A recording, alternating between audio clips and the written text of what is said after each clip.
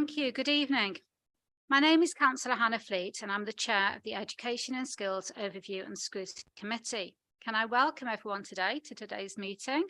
It's a hybrid meeting. The meeting will be live streamed and recorded and will be available for view after the meeting. Should the live stream fail, the meeting will continue. A recording will be available through the Council's website following the conclusion of the meeting. Can I remind members that translation facilities are available, and for those attending on Zoom, to choose your language of choice. For those wishing to speak in the chamber, please raise your hand. For those on Zoom, please use the raise hand function. We will alternate between speakers in the chamber and on Zoom. For those attending remotely, please note that those in the chamber will be unable to use the chat facility. If possible, Zoom attendees are requested to leave their camera on at all times. So moving on to the agenda. Item 1, apologies for absence. No apologies for absence, Chair. Thank you. Item 2, declarations of interest. I'm to remind members that they must declare the nature of their declared personal interest, please.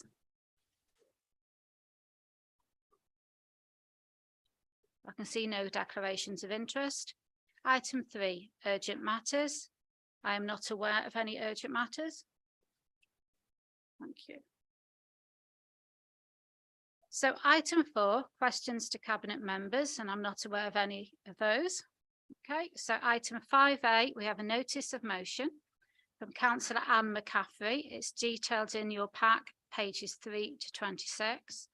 Vin Apgareth, our monitoring officer, is going to explain the procedure before the consideration of the notice of motion. Thank you. Good evening, members. I thought I'd just give an explanation as to the process because it is rather unusual to have a notice of motion before a scrutiny committee. So in March, you'll see from the report that the notice of motion that Councillor McCaffrey put forward was referred to education scrutiny for consideration. I would emphasise that it was sent for consideration and not determination. So at that time, the council felt that they didn't have the information to come to a decision on that day and that they wanted scrutiny to have a look at the information and then provide ultimately a recommendation for council. So the process today is that you recommend to council a way forward. I'm sure Councillor Anne will go through the motion and explain the information behind that, and then the officers will come in with further information for you to consider.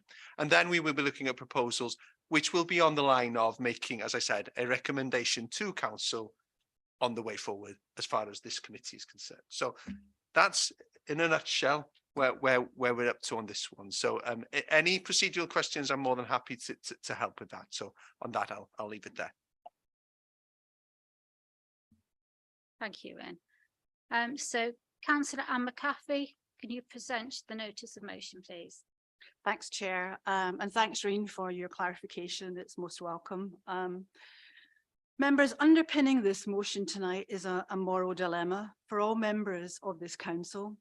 Put simply, we are starving our schools of essential core funding, and this will surprise no one on this committee because most of us are school governors. In the 8 months since this motion was first submitted for debate by full council, by me, another £1 million just under has been top sliced from our individual school budgets. And that's on top of the £13 million previously sliced. In the 8 months since I submitted the motion, the school budget forum minutes have started to be shared with members, and that's good news. And in the summer, a letter was shared impressing on members the lack of resilience in schools' finances. And again, that was really welcome. You may not be aware, but as I speak, head teachers are now focused on the impossible task, in my view, of planning for cuts of maybe 4%, but actually possibly up to 8 to 10% of their core budgets for 2023-24. Now, last year, Conwy primary schools were ranked 5th out of 6 across North Wales in respect of per pupil schools delegated funding. And this year, our primary schools remain in the 5th from bottom position, with only a whisker between us and the council, who is in 6th position. Now, last year I shared that a Gwynedd primary school, like for like, would receive £145,000 more in funding than a Conway primary school. 8 months later, according to Welsh Government stats, that funding gap has now widened further by 11%, and therefore the funding gap is 161 to the detriment of Conway primary schools. Now, secondary schools are not immune either. Several have already had to take out loans in the previous council, and certainly funding sixth forms in our secondary schools adversely impacts on Key Stage 3 and Key Stage 4. So in my view, schools are at a tipping point. Now, we know the council funding landscape is bleak and getting bleaker with every passing day. Continuing to salami slice individual core budgets, school core budgets in this way will cause risk and harm at a time when schools are being asked to deliver unprecedented change. And I hope you would agree that schools need adequate resources and finance to deliver that change, as well as their statutory duties. Now, last week at the Conway Governor Association meeting, members were briefed by officers on the detail of the financial situation our schools are in. The governors present agreed to share this with the county councillor governors, but really, what difference will that make in real terms?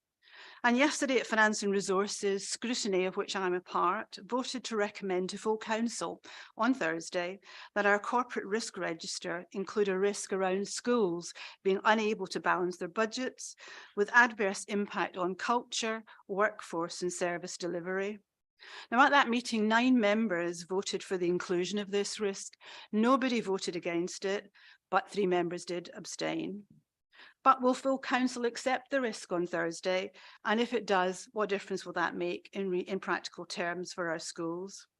As political leaders, we are all faced with this moral dilemma, either to take our school situation seriously or carry on salami slicing regardless of impact. But that would be knowingly to ignore a serious problem. In the corporate world, doing nothing in such circumstances would not be an option. In my view, we shouldn't bury our heads in the sand and fail to take action when we know we have a serious finance and resources issue within a statutory service that needs addressing. In 2018, those of you who were here, Councillor Garfield, then Cabinet Member for Education, recognised this issue, and he and the Cabinet raised concern about the lack of financial resilience across all Conway schools. Schools themselves shared their concerns too about their ability then to balance budgets and the tactics they had to deploy to do so. So then a member task and finish group was established with a wide remit to review strategic financial planning for schools. In essence, the main recommendation to emerge was to recommend TUPE transfer of some ALN and SIS TAs who were centrally contracted at the time and employed there, and to TUPE transfer them onto the school's headcount. That happened, but in actual fact just aggravated the school's core funding shortfalls.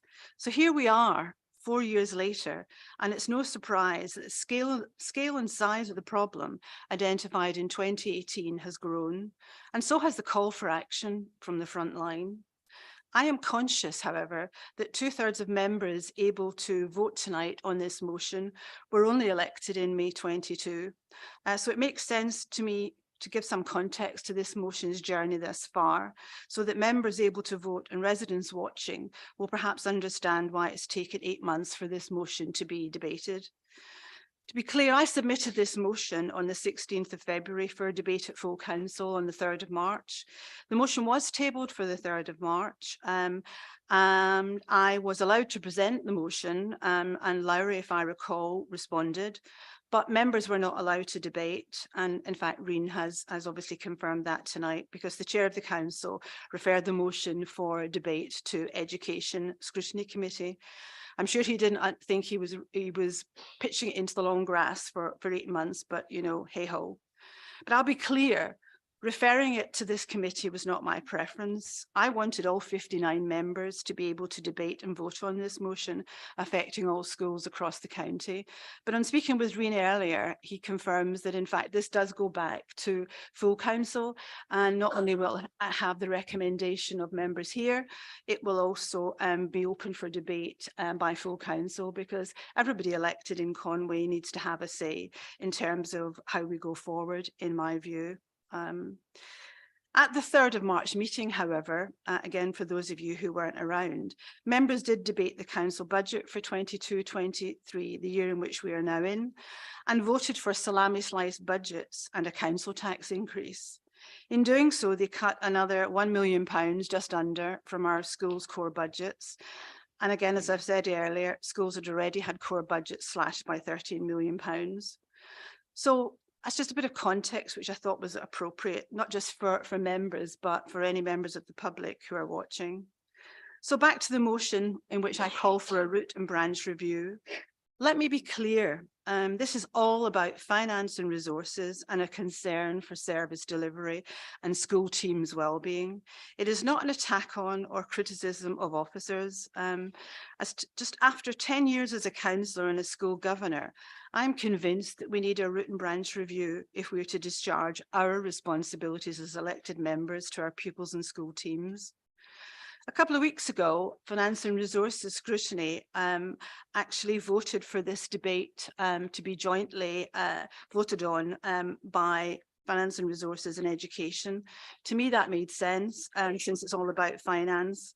However, they were overruled by chairs and vice chairs. But again, Rina's just explained, as I mentioned earlier, that we will all get a further opportunity when it goes to full council. So this motion of mine has had a difficult ride, without a doubt.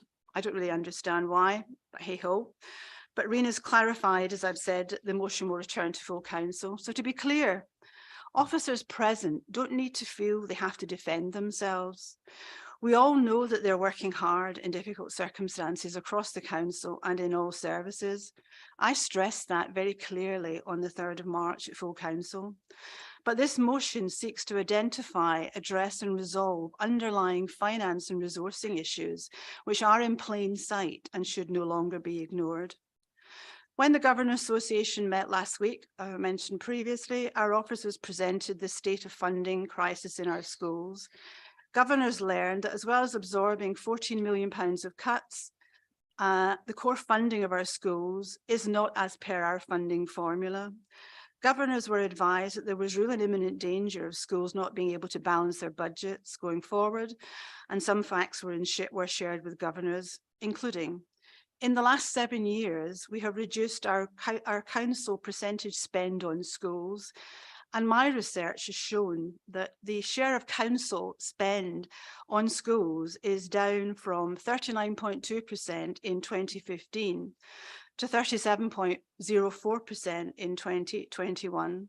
That amounts to £5.25 million, and that's on top of the £40 million salami slicing cuts. Another fact is that the £5 million of school reserves held this year are ring-fenced, in fact, as we know, to compensate for core funding shortfalls next year.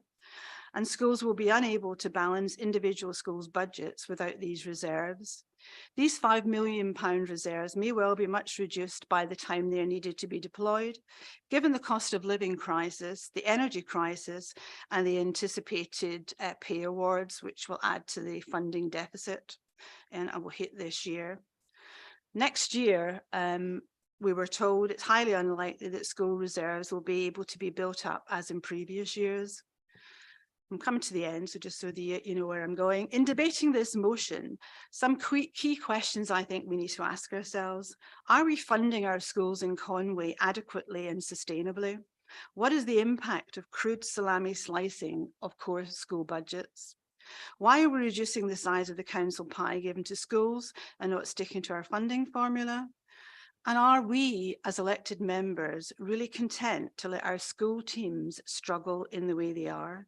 And do we really have no appetite to face the issues and no ambition to look for solutions? So just to be clear tonight, I am seeking your support of my motion, calling on the Chief Executive to instigate a root and branch review of education services and schools, including sixth form provision in relation to efficiency, sufficiency and effectiveness of the core funding allocated by this council, by us, and in relation to affordability, sustainability and resilience of the current quantum and profile of our schools. If I'm completely honest with you, given the democratic drag to date on this motion and the large majority underpinning the current cabinet, I do have a sense that this motion will not be supported tonight. I do hope you prove me wrong. Thanks, Chair. Thank you, Councillor Anne. Can I call upon Councillor Julie, please? Thank you, Chair. My name is Councillor Julie Fallon. For newer members or for people watching from home, I'm the Cabinet Member for Education and Skills here in Conway.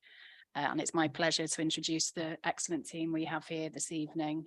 And I'm sure for those of you, hopefully all of you that have read the report, you can't fail but to be impressed with the amount of work that's undertaken by our Education Department and our schools, and the high level of ongoing review that already exists and takes place. I'm going to hand over to Jenny, and then Lodi's going to come in and I'm going to finish off before I am back to the chair to open it up for discussion. Jenny, over to you, Dale. Thank you. Diolch yn fawr iawn, Cynghorydd Julie, swyddfa chi gyd. Good evening. I will be presenting in English. I'm going to just specifically answer some of the points that were made in the notice of motion that's within your pack, and then I'll be handing over to Lori to take you through the actual report and our response in a more detail. But I did feel that I personally needed to start the address this evening because I've been involved on quite a journey in respect of education. So in 2014, I was privileged to lead on the integration of education services with social care. I feel this was a bold step for the council at a time of shared concerns about the sustainability of services for children in the wider education context and the support on offer to schools. Also at this time, Audit Wales had recommended that we review our arrangements and partnership with GWER and schools, and members were equally concerned that the traditional ways of working within education were not sustainable at that time. We needed to have a fresh and innovative approach fit for modern ways of working. During this time and to date, we have had and continue to have... Jenny, could you move some of the people on Zoom can't hear you very well. Could you move your mic so it's in front of your face? Thank you very much. Apologies. I'll shut my laptop. I think that's part of the problem. During this time, we have had and continue to have unprecedented financial challenges.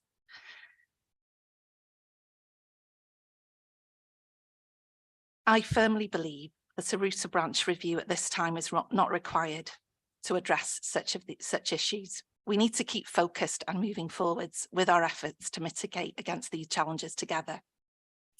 I feel Lowry has met the brief superbly, and our partnership with GWER and schools is stronger than ever. It is ill-informed and I feel unwise to think a structural review is the answer to our shared concerns, in particular within this financial climate. We are all deeply concerned about the financial outlook of the council, and it is more important than ever that we work together as officers, schools and members to start to address and plan for the difficult times ahead. We will not be in any improved position by commissioning a review, and I feel strongly that this is short-sighted and an unnecessary distraction at this time.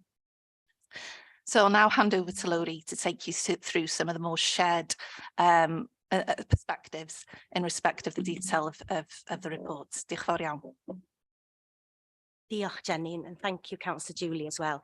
Byddai'n cyflwyno'r adroddiad drwy gyfrwng o Saesneg, ond wrth gwrs yn Saesneg, ond yn hapus i ateb neu ymateb drwy gyfrwng y Gymraeg i unrhyw gwestiynau. Felly, a through you there, didn't I, Councillor Joe? How was a ploy? Okay, diolch, thank you. So the purpose of the report, which you've already had, is to provide information to you as members as to the robustness and the scope of existing processes and procedures that we have across education and social care. These existing processes are in place to ensure that you as elected members are kept well informed and can make well-informed decisions in relation to the resources required for us to deliver quality services. As an education service and social care, we evaluate our work on a very regular basis, using data and information effectively to ensure that areas for improvement are identified quickly and are firmly addressed via detailed business planning. There are clear and effective processes in place to ensure that our service priorities align with Conway's corporate plan. All of our review and monitoring processes have representatives from key stakeholder groups, and therefore I can reassure you all that there is no scope within these processes to misinform members. Our internal review and monitoring processes ensure that priorities are set within the context of Conway Local Authority. Education services are, as you are aware, are also visited termly by Estyn and our Estyn Link Inspector. And a number of assurances have been recently identified. And these include acknowledgement that leaders have a clear vision and strategic planning, and that's a strength. That as a local authority, we know our schools well and we support and challenge them appropriately. The evidently strong relationship with the regional consortia GWE, and that elected members appropriately challenge the work of officers and work collaboratively to improve outcomes for the learners of Conway. So I'd now like to draw your attention to a few key aspects from each of the points made within the notice of motion by Councillor McCaffrey. And following this, I'm hoping that we can have a debate and answer some of your questions. So I'll refer you now to the actual report and point 3.5. And this point makes reference to GWE, the regional consortia, and we are lucky enough to have our colleagues from GWE with us this evening. We work in a close partnership with GWE to deliver school improvement services across the county. There are clear and robust accountability frameworks in place, and the GWE business planning framework ensures clarity, accountability and strategic coordination in the delivery of the priorities on a local, regional and national level. This framework, of course, provides the structure for monitoring progress and expenditure effectively. So through our detailed business plans, progress is reported on a quarterly basis on the various work streams. We have updates on the impact against actions and outcomes, issues and newly identified risks, regional data on school engagement, local authority data on school engagement, and the expenditure profile. And as members and governors, you'll all be aware that there are a range of effective governance and accountability arrangements in place. And these include, we have our regional joint committee, by which our cabinet member for education represents us and now is the chair of the joint committee. We have local head teacher representation on the joint committee from primary, secondary and special, and chief education officers across the region. We have our regional management board, of which the heads of service of each of the local authority represents their respective local authorities. We have head teacher strategic groups, primary, secondary and special. We have a local authority, local quality board, which meets fortnightly with officers from the local authority across services with GWE officers. Our scrutiny committees, we bring regular updates and share with you as members specific areas of work. We have internal and external audits, local authority inspections and thematic reviews, a number of which have taken place over the past 2 years. And we also have our regular link inspector meetings with Estyn. And of course, our chief executive meets on a regular basis also with the managing director of the regional consortia. So members who are also governors will also be familiar with the partnership agreement. And this agreement was formed during the inception of GWE. And its key purpose being to enhance and sustain the partnership and the working between the local authority, GWE and schools, to ensure that all stakeholders are familiar with the partnership and that it clearly defines respective roles and our direction of travel, and also to provide greater transparency and trust between us all as stakeholders. The agreement, as you'll know as governors, is reviewed on a 3-yearly basis with all stakeholders. Information on the current schools and local authority and GWER partnership agreement was recently shared and discussed at the Education Task and Finish group, comprising of head teachers, local authority officers, and some of you as elected members. The group had the opportunity to receive an overview of GWER as the regional consortia, and no recommendation was made from the group that further formal review was required at this stage. So I'll move on now to 3.6, if I can draw your attention to that aspect of the report. So 3.6 refers to the integration of social care and education services in Conway at both an operational and a strategic level, which of course, as we are aware, has resulted in significant improvements in the delivery of services across teams, with substantial developments in collaborative working and the ability to work jointly and responsively to support Conway children, young people and their families. As members are aware, the integration programme remains under the oversight of the programme board, and the impact continues to be monitored, evaluated and reflected upon. Continuous review and monitoring processes have been in place throughout the integration programme, and they continue to take place. Progress on the social care and education service developments under the programme have been reported to the Joint Social Care and Health and Education and Skills Overview and Scrutiny Committee for a number of years: November 2017, April 2018, January 2020 and November 2021. And as you can see, progress was last reported on during the last 12 months, and we are really looking forward to updating you as members on the Social Care and Education Development Programme again very early on in the new year. There are significant areas of service development and improvement, from business support services to our frontline service areas. The drivers of these service changes are based on a mix of staff ideas, responding to service challenges and pressures, consideration of review work undertaken, and significant legislative changes. The service developments that have been reported on have been varied and broad and include looking at service integration, closer working opportunities, a focus on additional learning needs transformation, developments within children's services, focusing on supporting our children who are looked after, and changing the way that we commission domiciliary care in older people's services, all of which have a key and central role and a common theme, which is to improve the social, emotional, health and well-being outcomes for children, adults and their families. The integration, as you'll know, has led to the development of the early intervention and prevention service for children, young people and their families, and the establishment of community-based teams and family centres across 5 geographical areas. As you'll be aware as governors, these services deliver to all key stakeholders, including our schools. The Family Centres project was audited, as you'll be aware, by Welsh Audit Office back in June 2019 to consider our approach to delivering the well-being of future generations.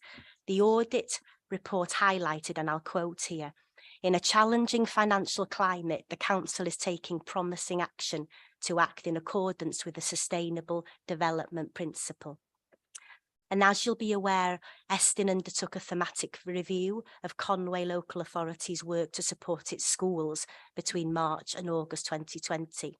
The report stated, "Working as a joint social care and education service has helped the local authority to take positive steps towards developing a coherent service to schools and settings."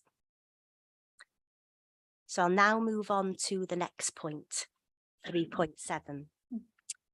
So while there have been cuts, and we acknowledge that, to Conway schools' budgets over the last 10 years, which has totalled in 13 million, this reflects a level of protection afforded to schools which hasn't been replicated across other local authority service areas. Over the same time period, it's also recognised that schools have received an investment of 4.3 million, which was allocated through our business planning framework to address key priorities. Through the various forums that we have in place and that will be familiar to you all, primary, secondary and special head teacher forums, our school budget forum and task and finish groups, officers, school leaders, governor representatives and elected members collectively consider emerging issues which feed into the business planning framework priorities. Examples of such are responding to changes in demography, free school meals, our hub sustainability IT replacement programme, track, continuation of existing service priority areas, and ALN, identifying new provision, for example, our autism provision. And as this demonstrates, there is a spectrum of education school-based areas covered and prioritised via our business planning framework. Our most recent task and finish group, as some of you will recall, looked at the strategic approach to providing education in Conway in order to ensure that the council was clear on its strategic direction for funding statutory education services. The task and finish group enabled members, supported by officers, to undertake a more detailed review of a topic, which then potentially led to inform options and recommendations presented to the overview scrutiny committees. In response then to 3.8, the comparison tables are not an accurate comparison because individual local authorities provide support in varying ways. A recent example is the removal of delegation following the additional learning needs funding consultation, where circa 1 million was removed from school allocations, but retained centrally. This therefore shows, as reduced funding to schools has changed, Conway's position across Wales has changed, and there are many examples like this. There are different approaches in local authorities across Wales, and despite the change in delegation, the support services remain the same for Conway pupils. The main difference is the funding is situated differently. Ultimately, the amount of funding per pupil remains the same. We can't make these direct comparisons, and therefore this information can't be used to highlight the need for an additional review. And the final point, I'm sure you'll be pleased to know that I'll be drawing to an end.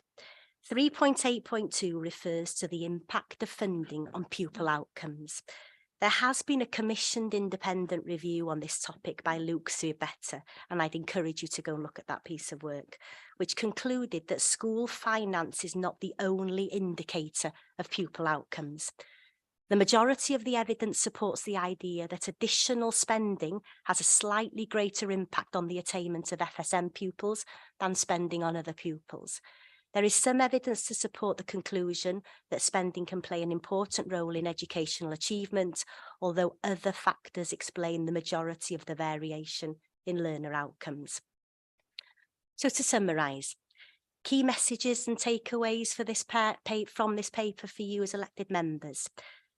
I'd urge council to use the existing processes to ensure that schools, alongside other council services, are equitably included within the business planning framework, guided, of course, by the equalities impact assessment processes and procedures that we have in place within Conway Local Authority. We will continue as services to use existing processes to ensure that you as members receive all of the information and are able to act on it in a timely and informed way, and not incur an additional financial burden of a review to any service. So to put it into a financial context, a review of this scale required by a professional consultancy firm would cost in the region of 100,000 or higher. The rates that we've looked at are within the region of 2,500 a day. Therefore, if a review should take a minimum of 30 days, we're looking at 74,000. We can't review education finance in isolation. It's part of a wider overall council spending and can only be reviewed within this context. A one-off root and branch review does not take into account the wider council picture. So I'm sure today you are sensible people. that you would agree that a continuous process of self-evaluation, monitoring and review brings about a more meaningful, contextually appropriate change for the children and young people of Conway and their respective families, and in turn makes for better outcomes. Diolch, Cadeirydd. Thank you very much, Larry, for that very comprehensive response. So we're now open. Oh, sorry, Thank you, Chair. Councillor Julie. Thank you. And thank you, Laurie, for that very comprehensive update, and Jenny for the introduction. I can understand the anxiety around budgets. I completely understand it. You know, none of us are oblivious to what's happening out there. The picture, the picture is really difficult nationally. Obviously, there's all kinds of things that we're well aware of that are causing issues. But we have to be sensible, therefore, in terms of the approach that we take to that. And as Laurie has touched on at the end there, we could be talking about £100,000 here. And in terms of finding the appropriate people that could do that root and branch review even, that's going to be difficult to understand. Are they the most appropriate people? Do they have the knowledge of how our schools are made up, how our education department works? And to justify that kind of spend when it's clear the amount of scrutiny that goes on, I really cannot understand, and I haven't heard any evidence as to why that would be appropriate. I think for newer members, it probably help if I sort of explain what my journey's been here. And I promise I won't keep you very long. So I became a councillor 10 years ago. Mum of 3, my eldest is in her 5th year of medicine, middle one in 6th form, and youngest is in year 6 in primary. So, I am so passionate about appropriate education for our young people. When I started 10 years ago, I agree that the situation with education being somewhat remote, I found quite difficult to deal with. And I think that probably everybody would say the same thing. And in terms of schools, they were somewhat isolated, and schools used to be quite competitive. That has completely changed. We have probably, I think, certainly from talking to schools across Wales, some of the best joined up working that I've ever seen. The cluster model that we have is fantastic, but our secondary schools work so closely together. That competition has gone, and they work so closely on budgets, on everything, on the education side of it as well. And that's really, really good to see. And then in terms of the change that was made with the integration of education and social care, I wondered at first how beneficial that might be, but my goodness, I've seen that over the years as that's bedded in, and none more so than it touches on it in the report than through COVID. It was fantastic. That relationship was already there. There was a good understanding between education and social care about our most vulnerable pupils. And it was great to see that. So the way that it worked for newer members, we had somebody from social care and education as the sort of allocated person for some of our most vulnerable pupils, so that we could make sure that they were safe through COVID. They were coming into school, and it just worked incredibly well. And to get to that level would have been incredibly difficult if we still had 2 separate services. I mean, it was just, it was really good to see. And then on top of that, of course, you have the savings, and not just the savings, but the opportunity to share, whether that was through HR and through the admin, has been really positive and really helpful. And these are the things that have helped to reduce the budget, but also streamlined the service and made it more productive. I've also overseen, so I was chair of education scrutiny for a number of years before I became cabinet member for education. So I have a really good understanding from the sort of backbench aspect, from the scrutiny chair, and then obviously from the role as cabinet member as well. And I've seen the changes that have been made within the service, and the reorganisation within education has been really positive. And the feedback that I get from head teachers, with the support that they receive from Kathy's here, and Chris and Claire, the new Chris, And Hannah Morris, it's fantastic. We've got a fantastic team headed up by Laurie, and then with Jenny there as well. And it's a two-way conversation. It's really positive. It's really constructive. And I know if schools are struggling in any way, they completely feel that they have the team support. And equally, back the other way, I know that the officers feel that they can work incredibly closely with schools to address issues. So, those positive working relationships have just built and built and built. And then we have the strategic heads where we meet. So we have the chief exec, the strategic heads are the strategic head for secondary, primary, special school, and the head from the PRU meets with our strategic heads as well from Conway. And we update on anything that's relevant. We meet monthly, we update on anything that's relevant. And it's really quite informal, and it allows schools to raise the issues they have. So if they have concerns around funding or any specific area that they feel that's not being addressed, they have the opportunity to raise that there. And it's been really powerful, and it's been really good for us to hear firsthand how things are on the ground in schools. So there are so many opportunities through COVID. At the beginning, we were chairing meetings with head teachers every day. Goodness me, it's hard to imagine that, isn't it? So there has been a constant two-way conversation, and that continues to be the case. Lodi touched on, there are a number of opportunities to scrutinise. The school budget forum, we have the chair of the school budget forum here this evening.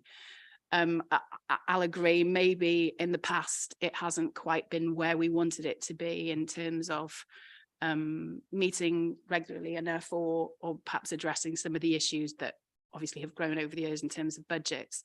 But now we meet regularly, we have pre-meets with the chair, we ensure that they see the agenda for scrutiny that's coming up so that that can be included in the discussions that are had.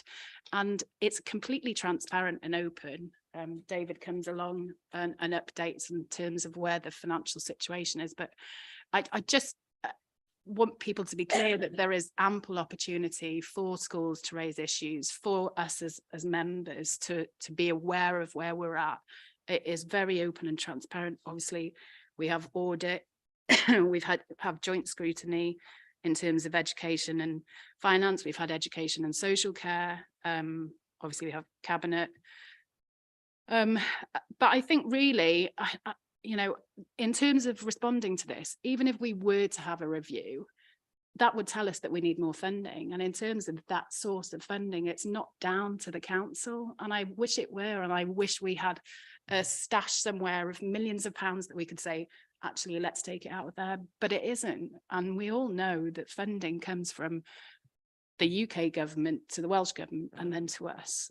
And we can't change that. I met with the minister, spent the day with him on Friday, the education minister. I mean, he knows the situation, but I made it clear as to where we are in Conway and how difficult our situation is. The fact that we have the lowest balances in Wales, and in hindsight, yes, I wish we didn't. I wish that we'd perhaps addressed that years ago, but we are where we are. And there is no additional funding there, certainly not at the minute. And we've all seen what's happening in the UK currently. It's hard to imagine that something's going to change and there's a magic wand to deal with this. So I just don't see how we can justify spending tens of thousands or over £100,000 on something that's going to tell us that we need more money, but we don't have that additional money. What we need to do is work together in scrutiny committees, work together in the school budget forum, work together with head teachers, with the community, with everybody. For schools as governors, I've been a governor for 14 years. Most of the members here are governors. Work with our schools to see what can we do? Are there alternatives? Are there ways of working together? Is there ways of the cluster working together to address some of this? Because that's the only way we're going to get through, is with that transparency, that openness, that discussion, and trying to work together for something.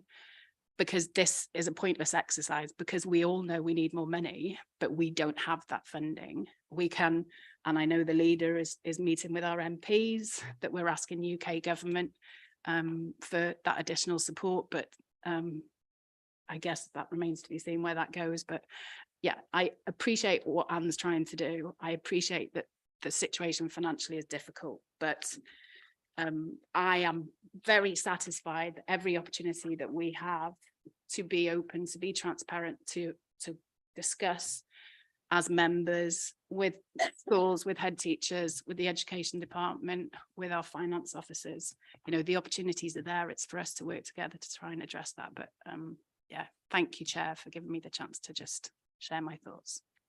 Thank you, Julie, and thank you as a new member for some of that background, because it's very useful to us. So we now start the debate and the discussion, and the first hand up that I'm aware of is Councillor Dave Jones on Zoom. So over to you, please, Councillor Dave. Hi, thank you, Chair. Thank you, Anne, Councillor Anne, and Councillor Julie and her team for such a good review of what the situation is. What I would say is, basically, whilst I think we all understand the problems faced by all departments in the present financial climate, talking about our 18.5 million black hole, I was wondering, one, which has been answered, how much would a root and branch review cost? And now we know 74 to 100,000.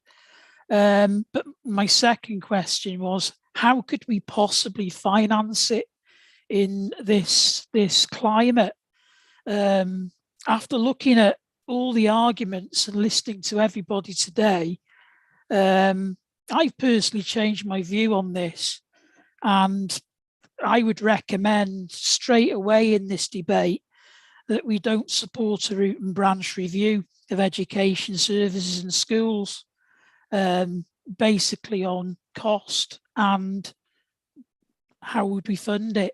That's what I'd like to say, really. Thank you. Thank you. And I'm going to go to Councillor Tristan now, please. Diolch, Cadeirydd. Dwi'n mynd I siarad yn Gymraeg os gai. Dwi'n meddwl bod yr adroddiad yma yn un cynhwysfawr tu hwnt a tra'n parchu rhai elfennau gen cynghorydd Ann. Dyn ni newydd glywed bod yr adroddiad yma yn mynd I gostio hyd at 100,000 o bunnau, a sut fedrwn ni gyfiawnhau hynny yn y lle cyntaf.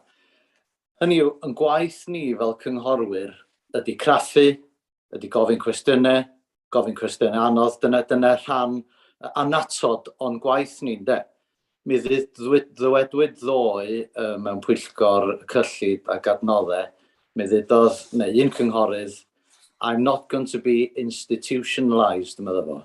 Hynny yw, awgrymu oedd o bod yn sydyn iawn bod ni fel cynghorwyr yn dod yn rhan o'r sefydliad ac yn cytuno gyda phopeth. Wel, yn un, dwi ddim yn mynd I gael fod yn rhan o'r sefydliad, achos yn gwaith ni di cwestiynu.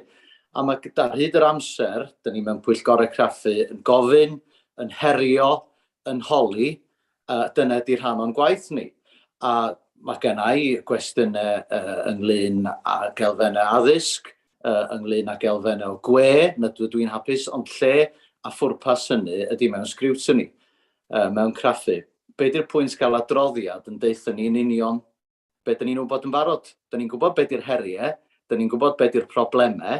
Yn gwaith ni ydy trio mynd i'r afel ar heini, cydweithio gyda'r swyddogion, dim bod law yn llaw gyda'r swyddogion, ond cydweithio holi'r cwestiynau anodd.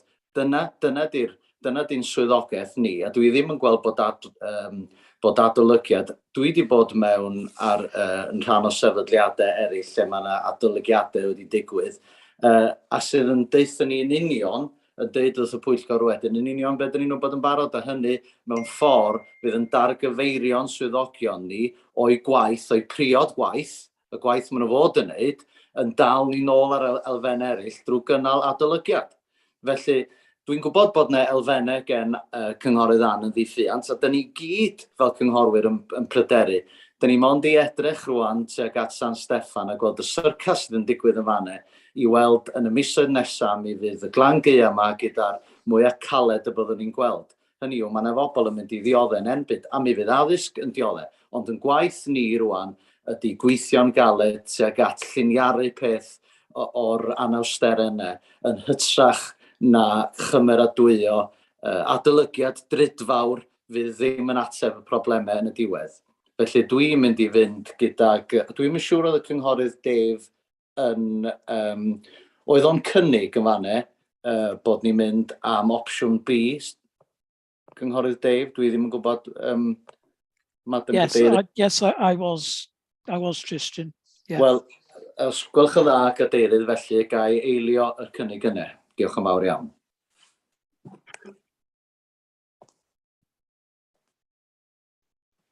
I'm minded to let Councillor Keith speak before we go with any more with the proposal. Yes. So Councillor Keith, please. Thank you, Chair. Thank you very much. I'll keep it short because a lot of my points have been covered by the previous speakers and Councillor Julie. I do think at the moment with the way the finances are going and we're coming down the line to a lot of pain, I think a lot of scrutiny of the departments is going to take place anyway. This is a natural course of events for how to balance the budget for next year. So I think in that respect, I think a lot of work of any concerns or anything like that also can be brought to the scrutiny committees. But one thing, if people do have concerns, I have had them in the past myself with education, and I've emailed Lowry directly for answers.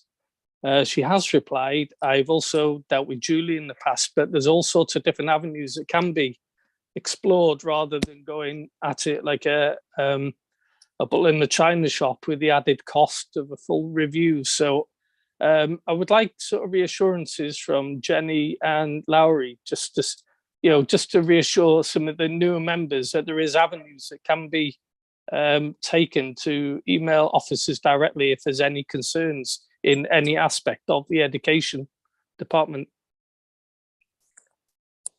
You want to respond?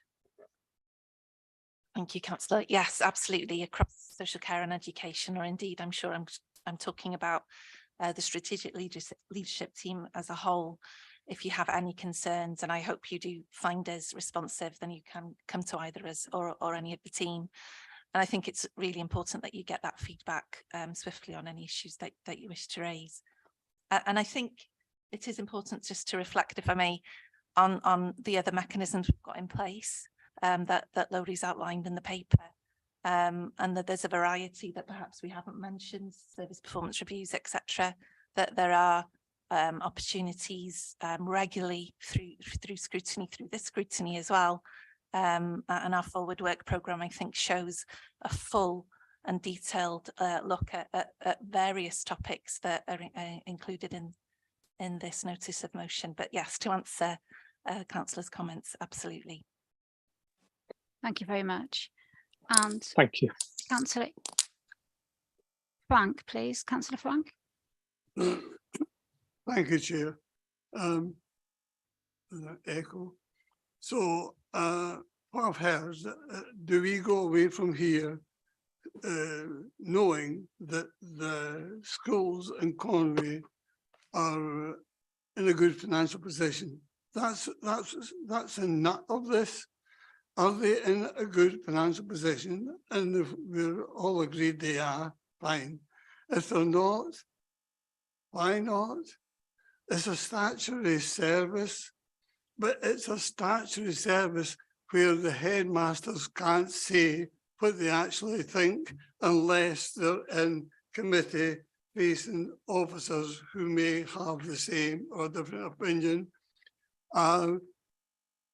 The join up with social services and education is fine, but one section can overspend, but the other section has got to take out loans.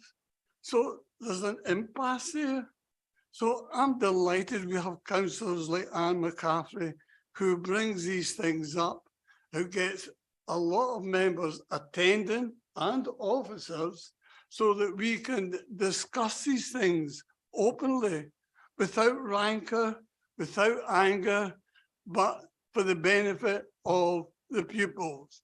Now you take a pupil who's got a brain injury and he goes to a special school in Wales.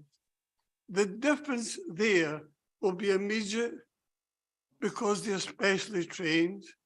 If we tamper with the finances or we don't support them, these children are going to be disenfranchised.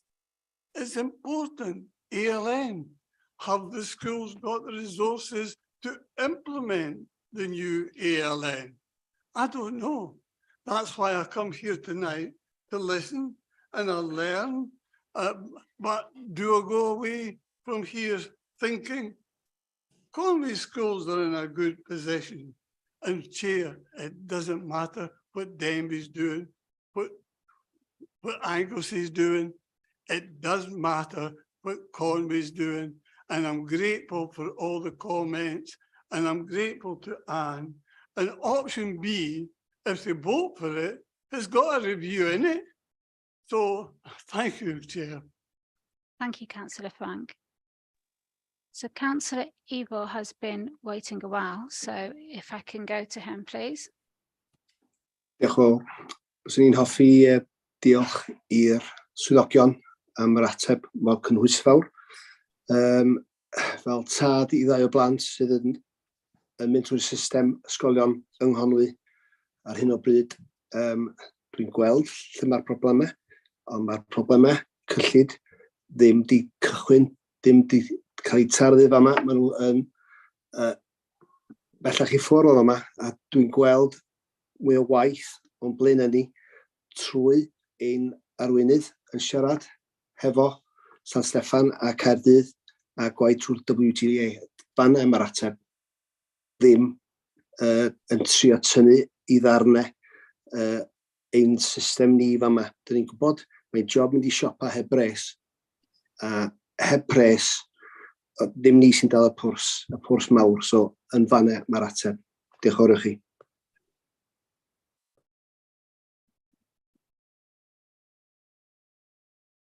Thank you, Councillor. I've got Charlie next. Councillor Charlie. Yeah, thank you, Chair. Ivor mentioned the WLGA. Some figures they gave before last year's budget report was between 2010 and 2019 across Wales. Council budgets were reduced by 17% over the same period. Spending in the NHS increased by 16%. So that's a really big differential there. So we have lost that money out of our budget. That makes up 70% of our income. Over the same period to compensate for that across Wales, again, council tax has risen by 35%. So it's an increasing burden placed on our residents to support essential services, which was due to austerity. Now, the figures clearly show that we have favoured schools and social services against all our other services. Planning regulatory have had cuts about 35%, 36%. Nobody goes into this job wanting to make cuts, but that is the situation we faced. If our 70% of the pot is reduced year after year, we have to produce a balanced budget. And that involves some really hard choices. But I would remind members, 30% of our income does come from council tax. So members are absolutely in the rights to ask for a higher rate of council tax to support schools. 37.4% of our spending goes in education. So for every 1% of council tax, roughly 620,000, you're 200,000 plus there. But I don't see that happen. I would say members will object to council tax. People can't pay it. And basically, you've got the sums have got to add up. You know, I have 2 children in school. I'm a governor in 2 schools, one which is in financial problems, and I go there, and it's not a nice place to be, but I have to defend what we do as a council in the whole and the fact that we have to produce a balanced budget. So quite frankly, we do our best to spend money on a root and branch survey. And I would suggest it would need to go further than that, because you'd have to look at each individual school, how well they run their budget, how well they income generate, because some schools are in a better budgetary position than others. It'd be a huge piece of work, absolutely huge piece of work. And we would get to a position where, is there anybody in this room thinks our schools get enough money? And I don't think there is. So, but where's that money going to come from? So I will say again, you know, I'm absolutely passionate about education. Education made me who I am. My 3 older kids have gone through University of High School. I would absolutely love to be giving money to education. I'll be loving to open leisure centres and parks and doing all sorts. But the reality of our situation is, unless councils are funded properly, we will have to make these difficult decisions. So I'm pleased with the way the debate's gone tonight, that people get it. But I am committed to our schools, as I'm committed to all our services, because ultimately our children are our future, and we need to support them. But until we get more money from central government, we're going to have to make these difficult choices. So thank you, Chair. Thank you, Councillor Charlie. Councillor Anne, you asked to come back in. Yeah, I think I'd just like to respond. I think the debate's probably sort of over. I mean, I thank everybody for their contribution, and I'd particularly thank our officers, Jenny, Lowry, and her teams, and obviously Julie for her passionate sort of defence of our schools and education, and I wouldn't expect anything less, because they are passionate about what they do, and they do their best, and we all know that resources are scarce, and I agree with Charlie, we'd all like to spend more money on schools and many other things as well.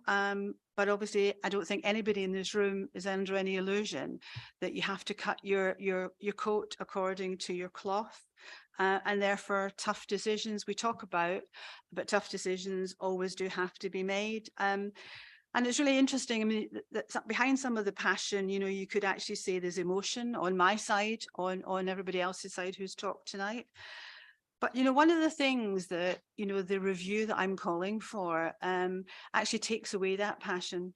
It takes away that emotion, and it is absolutely rock solid objective. And that's a benefit. That's why organisations who are in whatever situations and decide that, how do we get out of this? What do we do? What goes, what stays, what changes, and so on. And quite often you can only affect that level of hard-hitting strategic review if it's actually sort of done externally. Now tonight, and I'm not surprised to hear it, officers come up with a figure of it will cost 100 grand. I don't think it needs to cost 100 grand. I think it could be whatever the figure is, but I don't think it necessarily has to cost 100 grand, and we're being given that as the one option. I mean, I think I've been involved in LGA peer reviews. I'm not saying they're not without cost, but they don't cost 100 grand. I wouldn't even think they cost maybe even 10 grand, but I'll hold my hands up, I don't actually know. And that's where members from other authorities with experience and expertise come along for a very short period of intensive time and actually talk to the grassroots at every level. And that's part of the frustration that I find here as a councillor, because you very rarely get the grassroots coming and talking to you. What we do get lots of is officers telling us how it is. But of course, in reality, to make really substantive decisions, you need to take a 360-degree view around a problem. And I've been involved in peer reviews only as a member of the authority being reviewed, because when I first joined Conway, we had I joined because of the LDP, and we had just completed the work of the LDP, and Ewan will confirm this. And it was decided that a peer review, I think most of the peers were from England in actual fact, but it doesn't matter because it's about peer strategic review. And they came in and they interviewed 360 degrees around the whole sort of planning function. Some of it felt a bit hard. Some of it felt a bit tough in terms of the questions that were being asked. And that was just me as a brand new councillor. However, what it came out with was some real recommendations for change. And I think, again, Ewan can confirm or not, but we did make significant changes, as I recall, and obviously have continued to do so. So objective review doesn't have to be expensive, doesn't have to be funded by Conway. We quite often, in fact, rarely fund things, do we? Because we always go to Welsh Government or wherever and say, look, here's a strategic issue that we need to resolve, whether it's ERF, whether it's another service. And actually, there's a lot depending upon this, and it's probably a Wales-wide something to think about in actual fact, because, there's transformational change going on throughout education, isn't there? We know there's a new curriculum. How high profile is that? We're trying to raise our PISA results as a nation because we don't think we're good enough. And we're trying to bed in a new ALN transformation program, just two of the things that all of the officers in this room and indeed all of the teams within our schools are really working on. But the bottom line is they need finance and resources, not not denying what's happening and given to them around here, but they actually need sufficient funding back at the ranch to be able to deliver that change. So, you know, there could be a request to Welsh Government, and they quite often say yes, don't they?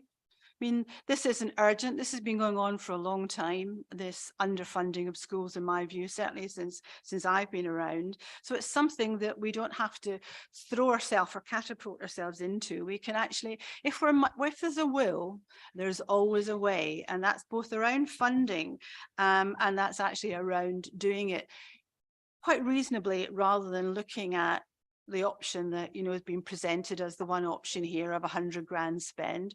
Of course, this council couldn't afford to spend 100 grand, and I wouldn't ask them to spend 100 grand, given all the competing challenges and demands that we have on our services.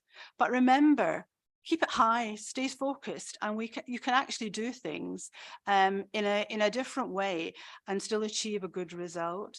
And okay, if a review said, well, why don't you change this? Why don't you change that? Within existing resources, why can't we change things? You know, Charlie's talked about hard decisions. Hard decisions are hard. And we also talk about stop doing some things. We can't stop doing schools. We can't stop doing ALN. We can't stop doing the new curriculum, but we need teachers, and we need to have money to pay for teachers in schools. We need teaching assistants. We need other staff in schools. So I would just say to you, you know, there's a lot been said to you tonight, been shared with you tonight, and nobody's wrong here. You know, there's no right and wrong in this. There's just a judgment call.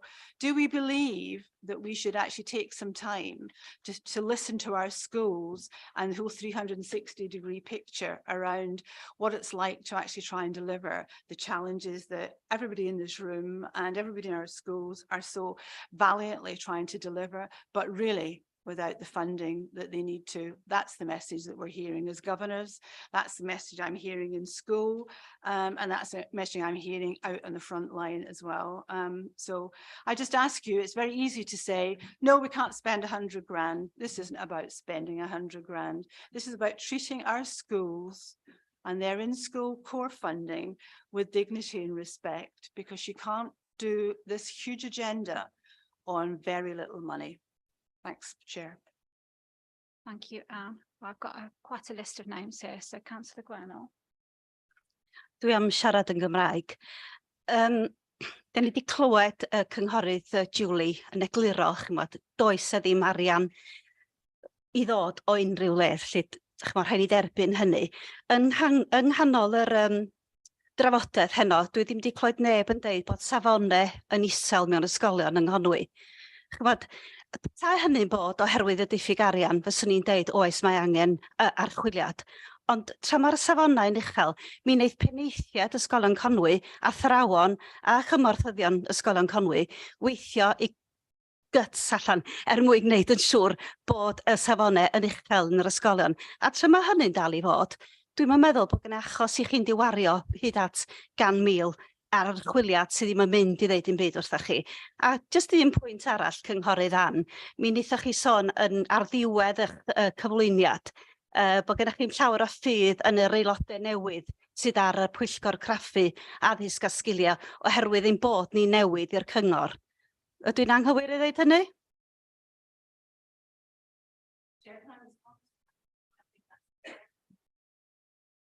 I think it's a very pejorative and inaccurate statement, Gwenol, so I hope that you will retract it. Felly be'n union dditoch chi Ann? Oeddech chi'n sôn bod ni'n ddibrofiad a bod gennych chi'n llawer o ffydd y bysen ni yn falle yn cymryd y penderfyniad cywir. Well, I think if you rewind the tape on this conversation, I didn't hear myself say that. I've read from a script, I didn't write it. Yeah, I just said, I submitted this motion in February, and obviously members weren't elected in February. You weren't elected till May, and therefore I took you through what was the journey of this motion. That's the context in which I mentioned new members. Iawn, ond ar y Pwyllgor Craffu Addysg a Sgiliau, mae ganddoch chi bobl sydd â phrofiad helaeth iawn o fyd addysg hefyd. Diolch.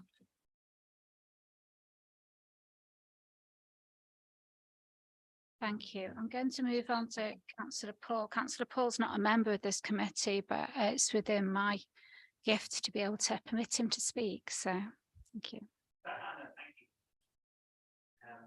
You need your mic on. I wanted to be here tonight. I'm not on the committee. We can't be on everything. But obviously, like all councillors, education and skills is very important to me. I wanted to be here tonight because since becoming a councillor in May, I very much welcomed Councillor Ann's thoughtful and robust interventions on a number of matters. I think she's an asset to the council. I think she can be challenging. She's very thorough and she often questions things.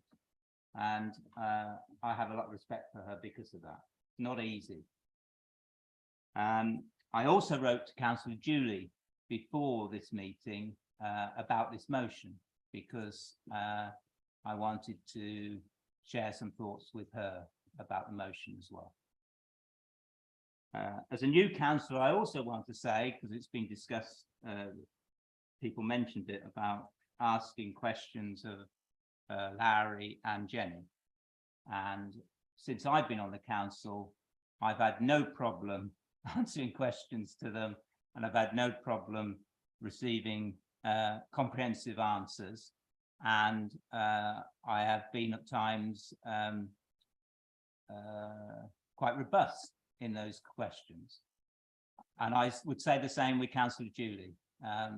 We've had some robust conversations since the start of me being on the council.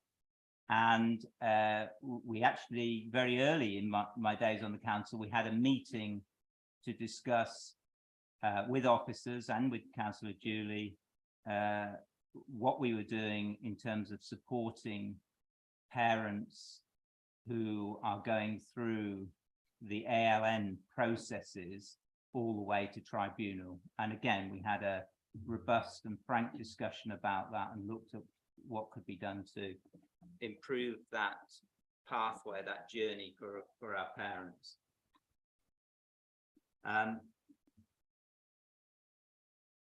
I am very uncomfortable, and I still haven't heard an explanation from Rin, and maybe he will give one, is why this matter has taken 8 months through the democratic process to be here tonight. That does feel to me uncomfortable. I fully support the integration of services and would not like to see children and young people's services be split up into, if you like, sort of children's services or social services or education. I don't think they should be separate. I think that we get a much more seamless provision of service if they are integrated and people are not working in those silos. So I very much welcome that. I think, and I don't know because I'm not on this committee, I would like us to, as a council, think more. I know it's argued strongly that the clusters of schools are very effective and it's reduced the competition between schools. But one of the questions I asked Larry very early on was my concerns in my patch of Abergele, Pensarn, Belgrano, that area, is more and more parents were choosing to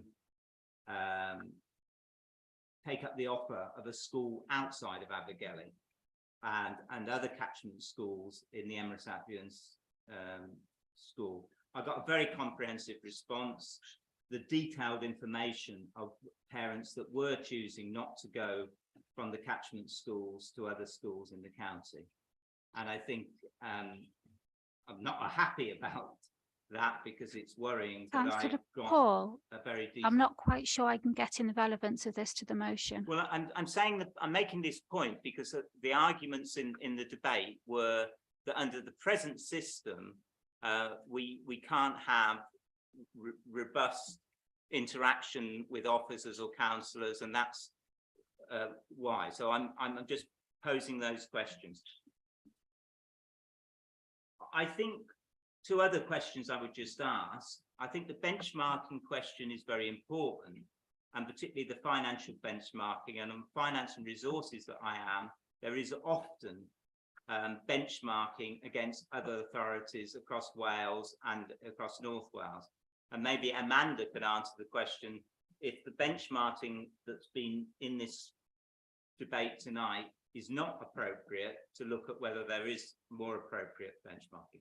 My own position is, I don't think it is appropriate and proportionate tonight to do that recommendation of a route and branch change. But I do think using existing processes, which is what was argued, some of these matters could be included, and I would like the committee to at least consider that in the medium-term financial strategy, because we have already agreed that there should be a medium-term financial strategy. And it seems to me some of the issues that we've debated and scrutinised tonight could be included in that process, and not answer all the questions that Councillor Anne is asking, but could go as a way forward in at least taking serious account of them. Thank you, Councillor Thank you, Paul. Chair, for allowing me to speak tonight. Thank you. And I have Councillor Dave on Zoom, and I know I've got other people in the chamber. So we'll go for Councillor Dave, please. Thank you, Chair, for letting me come back in. It's really sad, but at the end of the day, we could have a review on education, we could have a review on transport, health, social care, but these reviews would tell us all the same thing. We need more money, and it's what we already know. So I just think, I don't think a review is the way to go. Thank you. Thank you, Dave. And Councillor Kay. Thank you. First of all, I've got 3 pages of questions which have all been answered really comprehensively, so thank you.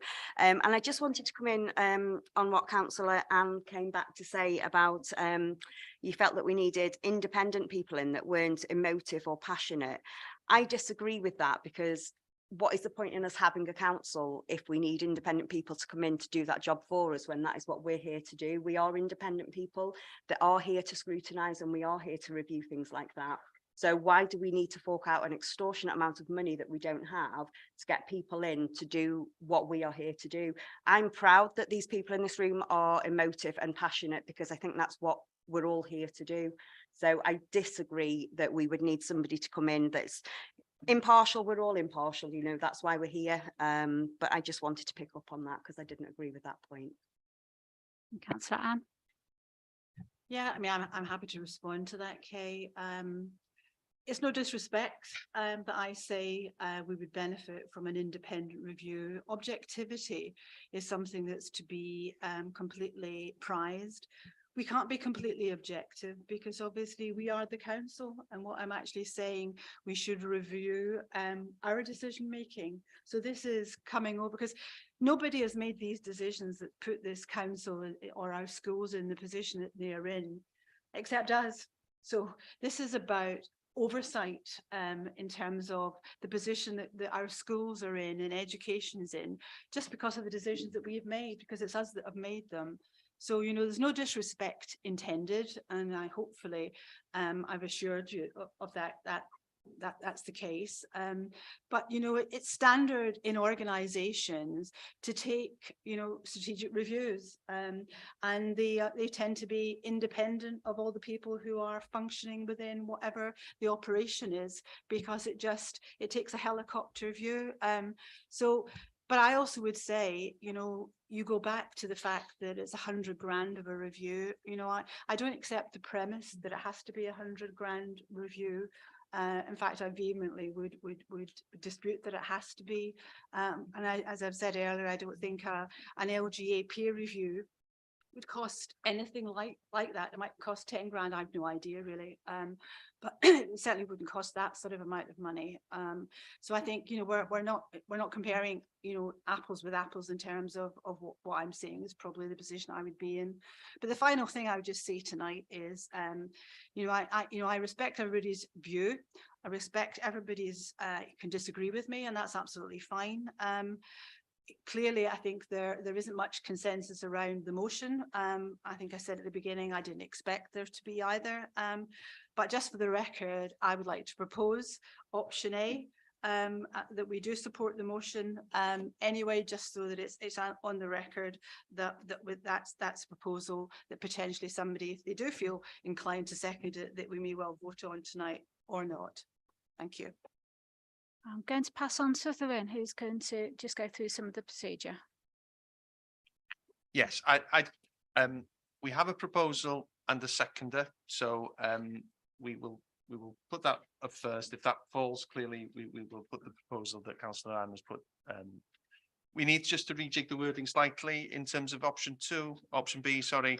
The Education and Skills Overview and Scrutiny recommend that Council do not continue with the motion and they continue with the existing processes, etc., etc. So that's just an addition of a few words just to confirm that it goes to Council.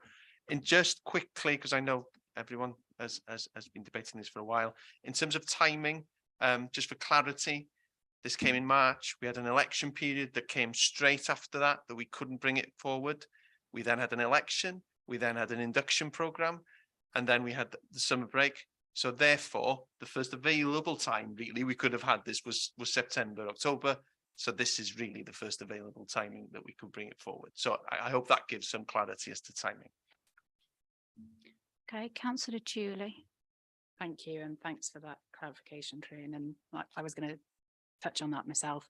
I just wanted to just come back and, you know, I don't like to come in and out, and, you know, but in terms of suggesting that we've made the decision to put ourselves into the financial situation we're in, that's not the case at all. And, you know, we all know that UK government and Welsh government will dictate what our budgets are year on year. What we have done over recent years is try to protect education as much as we possibly can. And the year before last, we did a 0% to schools because we wanted to try everything we could. And that's the period that Anne's talking about here. But certainly in terms of the decisions that are taken, the decision as to what budget we receive is completely beyond our control. The only option we have is to look at council tax, but that's never going to address the need that's there. And then the other point to make, I'm deputy chair of the Children and Young People's Board at the LGA and have been for 3 years. And I know full well that they're not in a position to offer a root and branch review to all schools. I mean, you're talking about across the UK then, and they just would not have capacity for that in any way, shape or form. So that is definitely not an option really for the local authority. I think, you know, the points have been really well made this evening. We need to continue to ask the UK government through the different channels that are being used through MPs and through the letter that we're writing. We need to continue to lobby Welsh government, but again, their hands are somewhat tied in that their money comes from UK government, and we just need to work together. We've got the school, we've got the school budget forum, which we'll be meeting again soon, but we've also got the budget groups, and I would say to members to come along to the budget groups so that we can work together. We'll be looking at different departments across the local authority, you know, and if there are some ideas, and I know that we'll continue to work with Ian with the school budget forum, it's about us all working together because it's the only option we have currently. Is to be open and transparent. And as soon as I was aware of how serious the budget position was, I went along and met with our head teachers and, you know, I wanted to keep them in the picture so that we could begin to plan and work together for that. So I think that's what we need to continue to do. Take the opportunities that are there, scrutinise, take the opportunities, the members that go to the school budget forum in your schools as governors, or some of us are chairs of governors, take the opportunity to really work with your schools to see where their budgets are at. What are the opportunities? Are there opportunities to raise funds in an alternative way as well at schools? We just have to work together on this. But it's been a really interesting discussion. And, you know, I want to thank the officers as well. This has taken an awful lot of work. So whilst I accept there were the delays due to the build up to the election, then the election, post-election induction programme, there was also the amount of work which you will have seen because of how this report's been put together that goes into something like this, which is time consuming. And thanks to Lori and to Jenny and the team for collating this information. And I hope what it's actually done is made you realise as members just how much work is going on. And hopefully it's allayed your fears and seen where you can yourself contribute to that and help to support the process, and we can all work together to make the best of what isn't an ideal situation. So, diolch, Chair. Thank you very much, Julie. Touching on the reports that you've done, I was amazed at, I knew there was a lot of scrutiny, having worked in schools, how much scrutiny there is of education, but there's at least 18 listed here. And obviously Eston's independent, so I think we're looking at an area that really has a lot of scrutiny, although it might not always be on the financial area. Thank you very much. So we have the proposal. The first proposal was the one put forward by Councillor Dave, and that had a seconder, which was Tristan. So could you give me the wording for that proposal? Because I did not write down fast enough what you said. You're not the first to say that I speak too fast. So, and I wasn't even speaking Welsh. So, so the wording as amended, and I hope Councillor Dave will agree with this. The Education and Skills Overview and Scrutiny recommend that the Council do not continue with the motion, and they continue with existing processes to inform members of self-evaluation, monitoring, review, and setting objectives. Yeah, I agree. Good. Thank you, Councillor Dave. So we've had that motion proposed, we've had that motion seconded. So can I have anyone who wishes to vote in favour of that motion?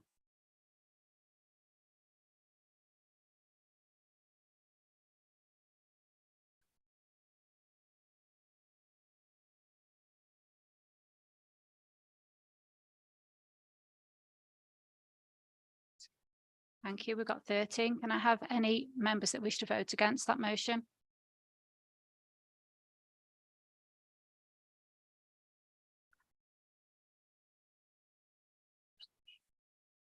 We just check on Councillor Dilwyn. Can I just check? You voted first time. Thank you. So do we have any abstentions? No. Okay, thank you very much for that motion. Got to say this right. Could you say it right for me, please? Yeah, the proposal has passed, so the recommendation is as per option B as amended. Thank you very much.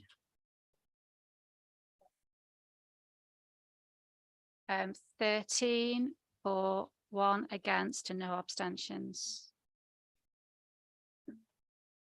Okay, so we're moving on now. We have item 6A, and this is the role and work of the Regional School Improvement Service. We have a presentation now, and that presentation is from Arwyn Thomas from Gware. Thank you very much, Arwyn. Pop your mic on.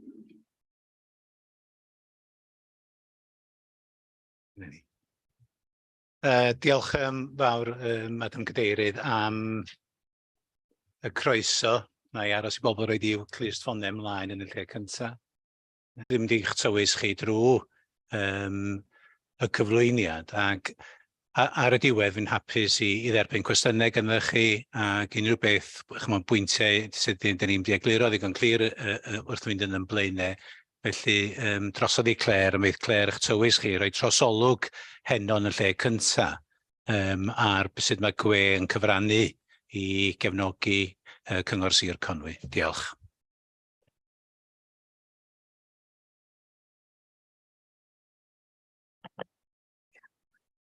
Diolch yn fawr iawn Arwyn, a diolch am y cyfle i fod yma gyda chi heddiw yma i rhannu ein gwaith ni gyda chi, a mae'n braf bod yn ôl wyneb y wyneb yn ôl yn y siambr hefyd.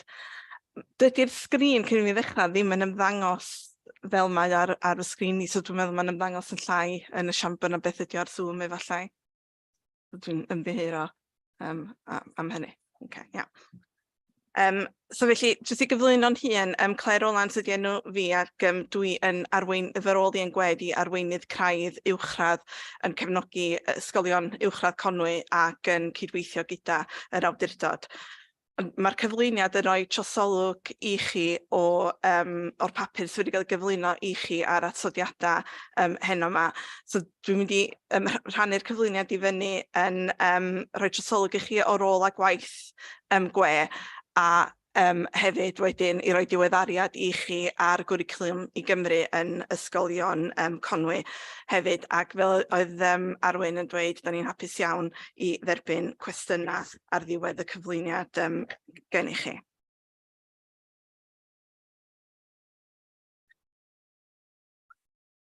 Felly, pwrpas ein gwaith ni fel gwasanaeth yn cefnogi ysgolion ydy i sicrhau bod ni'n rhoi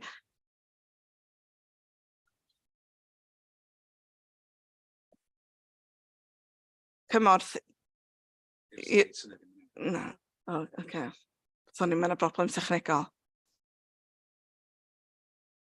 Shall I share my screen? I have got the presentation. That might be Thank you.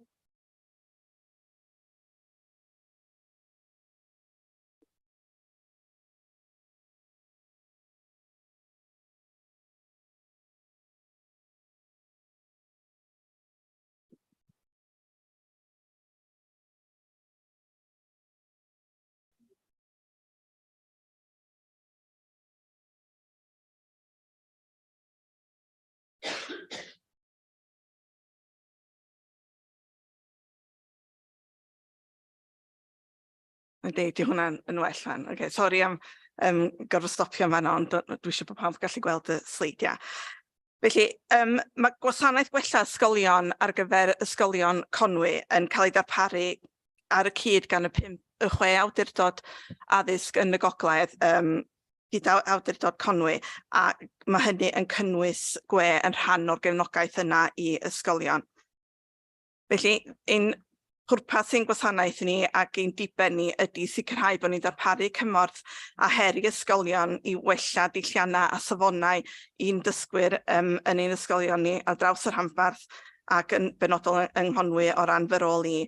Bod ni hefyd gyda rôl yn cydlynu ac yn hwyluso datblygiad proffesiynol y gweithlu, a mae hynny'n gweithio gyda'r gweithlu mewn ysgolion ar bob lefel yn cefnogi penaethiaid, uwch dim rheoli arweinwyr canol mewn ysgolion, athrawon a hefyd y cymorthyddion dysgu hefyd yn yr ysgol, ac fi fyddai yn enghreiffdio'r rhai o hynny i chi yn ystod y cyflwyniad.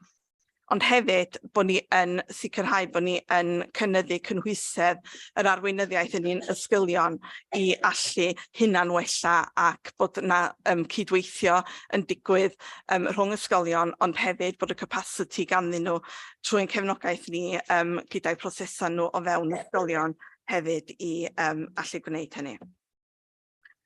Felly, dyma i gyflwyno gweledigaeth gwerthoedd ac ymddygiad gwe, ac mae hwn yn ategu ein perthynas ni gyda ein holl randdeiliaid.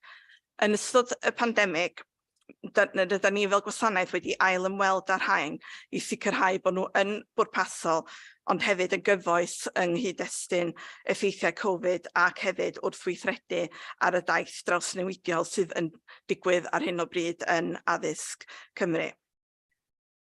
Hefyd, mae teitlau'n swyddi ni wedi esblygu dros y blynyddoedd diwethaf hefyd. Yn ôl y model cenedlaethol oedd staff gwe'n cael eu cyfeirio atynt fel ymgynghorwyr her, ond erbyn rwan, da ni yn cael ei adnabod fel ymgynghorwyr cefnogi gwelliant, a mae fwy na newid jyst yn enw a teitl swydd ni, ond mae o hefyd yn adlewyrchu gwerthoedd ac ymddygiad y gwasanaeth ac yn datblygu ar ein yn ein berthynas ni gyda ein holl randdeiliaid hefyd sydd yn allweddol i'n gwaith ni. Ac mae hefyd yn symud i ffwrdd o ddiwrth y diwylliant o ddull cyfeiriol o'r brig i lawr i welliant ysgol i un o gyd adeiladu, ddatblygu, cydweithio gyda'n holl randdeiliaid ac sicrhau bod yna atebolrwydd ar y cyd hefyd.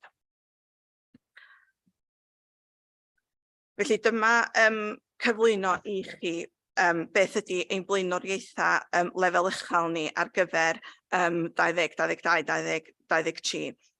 Ac mae rhain yn ganolog yn cyfrannu tuag at galluogi bob un disgybl mewn ysgolion Conwy i wireddu y 4 diben. So mae 4 diben wedi sydd yn canol yr diagram y fanno, a dyna beth ydy gweledigaeth addysg yng Nghymru, bod popeth rydym yn gwneud mewn addysg, rôl yr awdurdod, rôl Llywodraeth Cymru, rôl ni yn gwe, ond hefyd y darpariaeth yn yr ysgolion, bod o'n galluogi bob un disgybl o 2-16 oed i ddatblygu ac i wireddu'r 4 diben yna. Felly mae'n holl blaenoriaethau ni yn disgybl ganolog yn cyfrannu ac yn gweithio tuag at wireddu'r weledigaeth yna. Ac yn amlwg felly hefyd yn gweithio tuag at wella safonau mewn ysgolion hefyd. Mae'r blaenoriaethau yma hefyd wedi eleinio yn agos iawn i beth ydy blaenoriaethau yr corfforaethol awdurdod addysg Conwy hefyd. Felly jyst i egluro i chi, dwi'n gwybod mae Dr Lowry Brown wedi cyfeirio at sut mae ein cynlluniau busnes yn gweithio. Ond os ni symud ymlaen i'r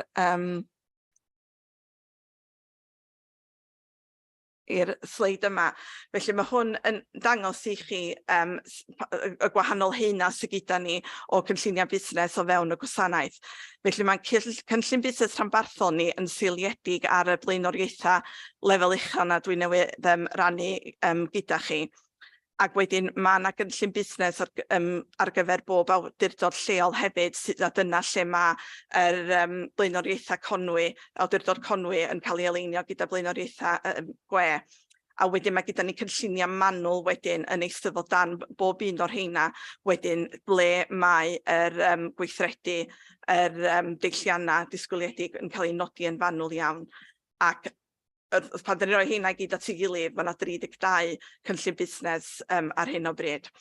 Mae'r holl blaenoriaethau a'r cynlluniau busnes wedi cael eu gytuno gan yr cydbwyllgor, lle mae deilyddion portffolio bob awdurdod lleol yn eistedd ar yr corff yna, ac mae gan Conwy rôl fawr yn hynny, ac mae cynghorydd Julie Fallon sydd yn cadeirio y cydbwyllgor i ni eleni hefyd.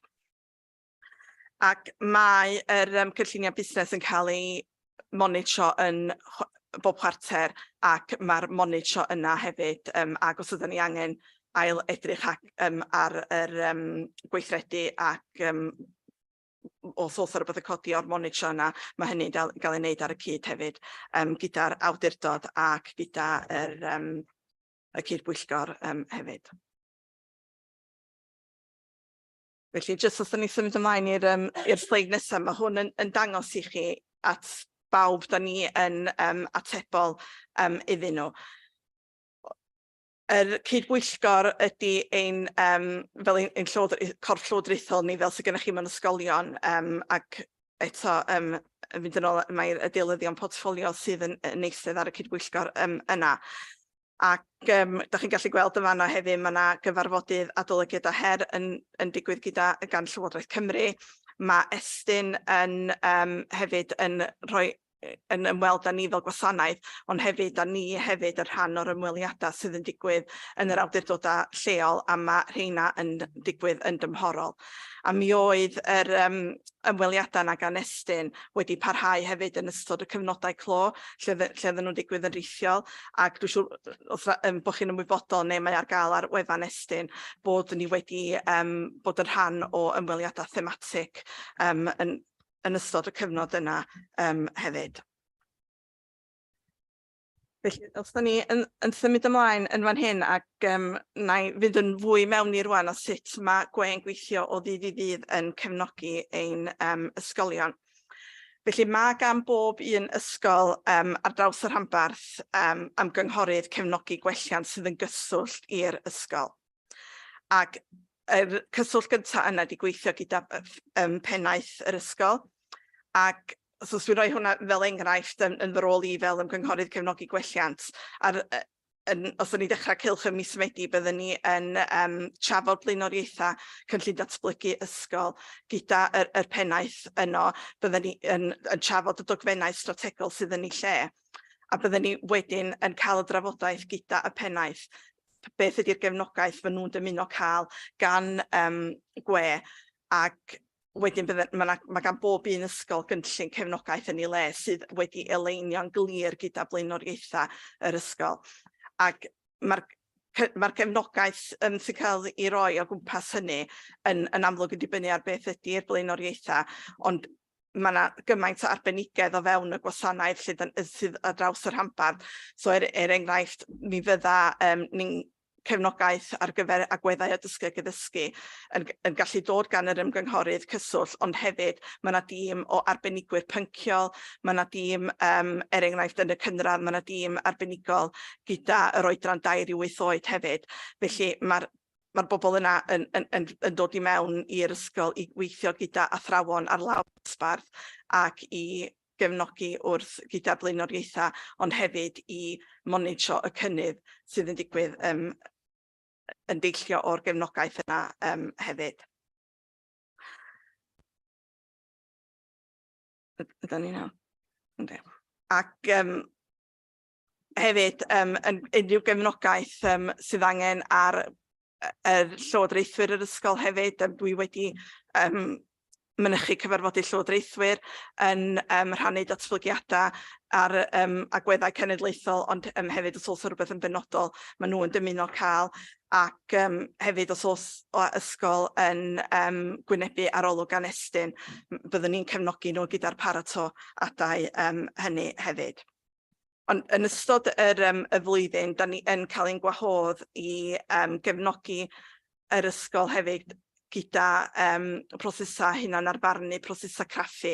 So be mae hynny yn edrych fel ydy byddwn ni yn mynd gyda staff yn yr ysgol i mewn i wersi, yn edrych ar y cynnydd mae dysgwyr yn gwneud yn y gwersi, yn edrych ar llyfrau, gwaith y disgyblion, ac yn cael y drafodaeth yna gyda'r ysgol i cefnogi nhw i adnabod beth ydy'r arfer dda, bod nhw'n gallu rhannu hynny ar draws yr ysgol, ond hefyd yn adnabod beth ydy y camau gweithredu a beth ydy'r gefnogaeth maen nhw angen gyda ni wedyn yn symud ymlaen gyda hynny. Felly, os da ni symud ymlaen i'r sleid nesaf. Gyda arweinyddiaeth, hefyd mae yna rhaglenni datblygiad proffesiynol, mae yna lwybr dysgu clir ar gael i staff ein ysgolion ni, a da ni yn gweithio yn genedlaethol gyda Llywodraeth Cymru a'r consortia eraill yn datblygu ac yn cyflwyno y rhaglenni yma, a fel ydych chi'n gweld yn fan hyn, mae yna llwybr glir ar gyfer arweinwyr canol, ar gyfer darpar arweinwyr sydd eisiau mynd ar uwch dim o'n ysgol, arweinwyr ôl 16, darpar y beneithiaid, a mae hynny yn arwain wedyn at yr rhaglen ECP sydd y cymhwyster sydd angen i fod yn bennaeth yng Nghymru. Ond dydy'r gefnogaeth ddim yn stopio fanno hefyd, mae yna rhaglenni ar gael ar gyfer penaethiaid profiadol hefyd, sydd yn rhoi cyfle iddyn nhw i gydweithio ac i rwydweithio yn genedlaethol fel datblygiad proffesiynol. Beth sydd wedi datblygu yn yr blynyddoedd diwetha hefyd, oedd hwn cyn Covid, ac mae o wedi parhau ers hynny, ydy cefnogi ac hwyluso ysgolion wrth ymgysylltu ac adolygu cymheiriad. Felly beth sydd mae hwnna'n edrych ydy, os ydy ysgol eisiau gyda blaenoriaeth bod nhw eisiau datblygu un agwedd, bydden nhw yn gwahodd ysgolion eraill o'r clwstwr neu o'i cyngrair nhw yn yr uwchradd i ddod i mewn ac i edrych ar yr agwedd yna ac i adnabod y cryfderau eto ac i adnabod beth ydy'r camau gweithredu nesaf. A da ni yn cael ein gwahodd i fod yn rhan o'r prosesau a drafodaeth yna hefyd. A beth sydd yn gry yn Nghonwy ydy y cydweithio sydd yn digwydd rhwng ysgolion. Mae yna fforwm cry o benaethiaid uwchradd yn cydweithio, a da ni'n rhan o'r cydweithio yno, ac hefyd y clystyra cynradd, ond yr uwchradd yr rhan o'r clystyra yna hefyd. Mae yna ymrwymiad llawn yng Nghonwy sydd yn bleser i rannu hefo chi gyda'r cydweithio yna hefyd. Wedyn, da ni'n mynd ymlaen at y dysgu ac addysgu, os gwelwch yn dda. So felly ffocws mawr yn fan hyn o sut mae hyn yn edrych. So os da mynd yn ôl beth ydy'r drafodaethau cychwynnol rhwng pennaeth ac yr ymgynghorydd cyswllt ar gyfer llunio yr cynllun cefnogaeth. Sut mae hwnna wedyn yn gallu edrych. So un enghraifft ydy cefnogi gyda yr asesu a thracio, os ydy hwnna yn gais benodol gan ysgol. Mi fyddai yn enghreiffio i chi hyn yma hefyd. Mae yna canolfan cefnogaeth gwe ar wefan gwe. Mae o yn wefan gyhoeddus, a byddwn ni'n annog chi i fynd ar y wefan yna fel bod chi'n gallu gweld yr arlwy sydd yna o adnoddau dysgu proffesiynol, recordiadau ar gyfer ysgolion, ac da ni wedi cael ymateb gadarnhaol iawn i hynny. Mae yna gefnogaeth benodol i ddatblygu cwricwlwm i Gymru, y gwaith cynllunio yn fanno. Mae yna rhwydweithiau, ar ben y gefnogaeth benodol bespoke sydd i ysgolion.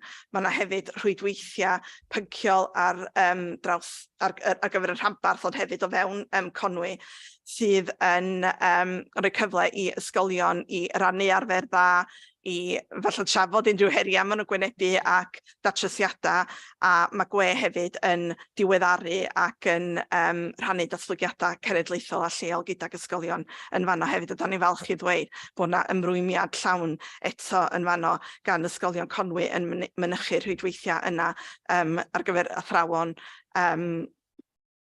rheolwyr canol a hefyd ar gyfer cymorthyddion. Felly mae yna rei bynciol uwchradd rhwydweithiau, mae yna cyfnod sylfaen ar gyfer y cynradd neu oedran 2 i 8 rwan. Mae yna rhwydwaith ar gyfer ôl 16 hefyd, felly mae yna gyfle i'r athrawon i gyd i gallu bod yn rhan o'r rhwydweithio yno. Ac hefyd mae yna raglenni penodol ar gael hefyd i rhai sydd yn dymuno bod yn rhan o'r raglenni yno i wella yr ansawdd dysgu ac addysgu yn yr ysgol. Felly, diolch, os gawn ni symud ymlaen i'r un nesaf. So, o'n i'n meddwl bod ni'n cymryd y cyfle jyst i rannu gyda chi hefyd yn amlwg fel ysgolion a fel pawb arall mi oedd gweithio yn rithiol yn ystod y cyfnod clo gyntaf wedi golygu bod rhaid i ni ail-bwrpasu ein gwaith ni ac y ffordd ni'n gweithio gydag ysgolion ac yn cefnogi ysgolion hefyd. Ac yn yr wythnosau yna yn arwain i fyny at y cyfnod clo gyntaf pan byddwn ni'n rhagdybio bod ysgolion yn mynd i fod yn cau, ac mi oedd staffio yn heriol iawn yn yr ysgolion, lle oedden ni'n gwybod bod rhai pobl wedi gorfod hynna'n ynysu yn gynnar. Felly mi nathon ni fel ymgynghorwyr cefnogi gwelliant fynd i mewn i ysgolion i gefnogi y staffio yna, ac nes i fy hun mynd i mewn i ysgol uwchradd yng Nghonwy i gefnogi yn ystod y dyddio ola yna cyn ysgolion i gael lawr. A mi oedd ysgolion wedi cael wedyn, mi oedden ni mewn cyswllt rheolaidd yn ddyddiol gyda penaethiaid ni i sicrhau lles nhw, ond hefyd y lles y staff a'i disgyblion nhw yn ystod y cyfnodau yna hefyd. Wedyn be mae'r sleid yma yn dangos i chi ydy sut yr agweddau lle oedden ni wedi cefnogi ysgolion yn ystod y cyfnod o'r mis Mawrth i'r gorffennaf yn 2020, a wedyn sut oedd hynny wedi esblygu wedyn i'r ail gyfnod clo. Felly, oedden ni wedi cydweithio gyda Estyn, Llywodraeth Cymru a consortias eraill, ond hefyd gyda fforymau penaethiaid ni i holi eu barn nhw a beth oedd eu dymuniadau nhw, ac yn creu adnoddau yn darparu rhaglen proffesiynol yn rithiol ar gyfer y dysgu o bell, y dysgu digidol, ond hefyd nath hwnna esblygu ar gyfer y dysgu cyfunol. Mi oedd o ran yr uwchradd, o ran gwaith fi'n cefnogi'r ysgolion uwchradd, nes i hwyluso fforwm dysgu ac addysgu ar gyfer arweinwyr dysgu ac addysgu yr ar uwch dimoedd yr ysgol, fel bod nhw'n cael cyfle i rannu arferion da nhw ac eto yn trafod unrhyw heria iddyn nhw'n gwynebu. Yn amlwg hefyd yn her i'r uwchradd oedd i ddyfarnu graddau canolfan gan bod tygau o lefel A ar arholiadau wedi cael eu gohirio, ac mi oedden ni wedi hwyluso trafodaethau gyda Cymwysterau Cymru ac y BAC ar gyfer y penaethiaid. Ac be mae y gwersi da ni wedi dysgu o'r gweithio fel hyn hefyd ydy pa mor yr hyblygrwydd mae darparu recordiadau ac adnoddau ar-lein wedi rhoi i ysgolion. Os ydych chi'n cynnal hyfforddiant wyneb o wyneb fel arfer mewn ysgol, dim ond y gallu danfon un athro, ond pan ydych chi'n rhannu recordiad, mae'n gallu cael ei rannu gyda pwy bynnag staff yn yr ysgol sydd eisiau neu angen mynediad ato fo, ond hefyd yn rhoid yr hyblygrwydd yna o ran amser pryd mae rhywun yn gallu ei ddefnyddio, maen nhw'n gallu ail ymweld. A da ni dal yn parhau i weithio fel hynna, ond hefyd wedi yn amlwg wedi mynd yn ôl at cynnal cyfleoedd wyneb o wyneb hefyd. A mae'r adborth da ni wedi derbyn gan benaethiaid yn gadarnhaol iawn i'r gefnogaeth gafodd ei darparu iddyn nhw yn ystod y cyfnod yma, ac yn amlwg esblygio hyn da ni'n neud rwan wrth symud ymlaen. Felly os dwi'n mynd i'r sleid nesaf, os gwelwch yn dda. So beth mae canolfan cefnogaeth gwe yn edrych fel rwan ydy, os ydych chi'n mynd ar brif dudalen gwefan gweg, eto mae'n wefan gyhoeddus, mae yna opsiynau yna lle ydych chi'n gallu mynd i mewn. So os ydych chi'n defnyddio Cwricwlwm i Gymru fel enghraifft, mae yna lliod noddau yn fanno a recordiadau o gyfleoedd dysgu proffesiynol.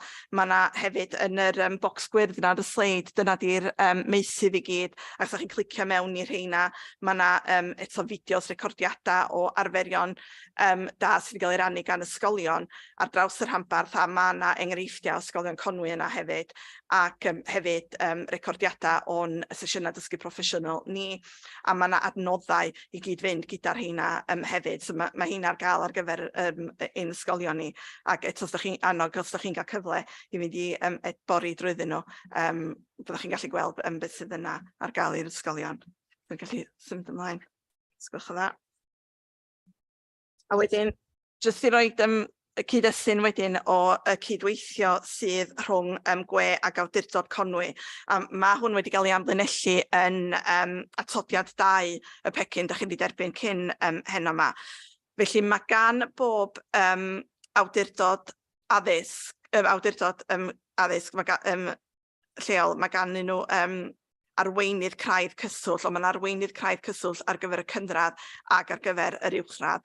Ac mae gennym ni rôl yn gweithio'n agos iawn gyda'r awdurdod. Da ni yn cael cyfarfodydd ffurfiol y bwrdd ansawdd safonau yn fusol, ond da ni hefyd yn cael cyfarfodydd bob pythefnos mwyn dal i fyny ag unrhyw gweithredu sydd angen o'r cyfarfodydd misol yno.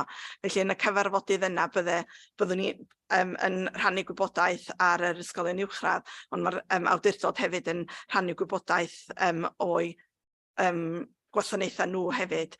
Ac os oes yna unrhyw bryderon am ysgolion, da ni wedyn yn cydweithio ar gynllunio beth ydy'r camau gweithredu a beth ydy'r trafodaethau ar gefnogaeth nesaf sydd yn digwydd gyda'r ysgolion yn sgil hynny hefyd.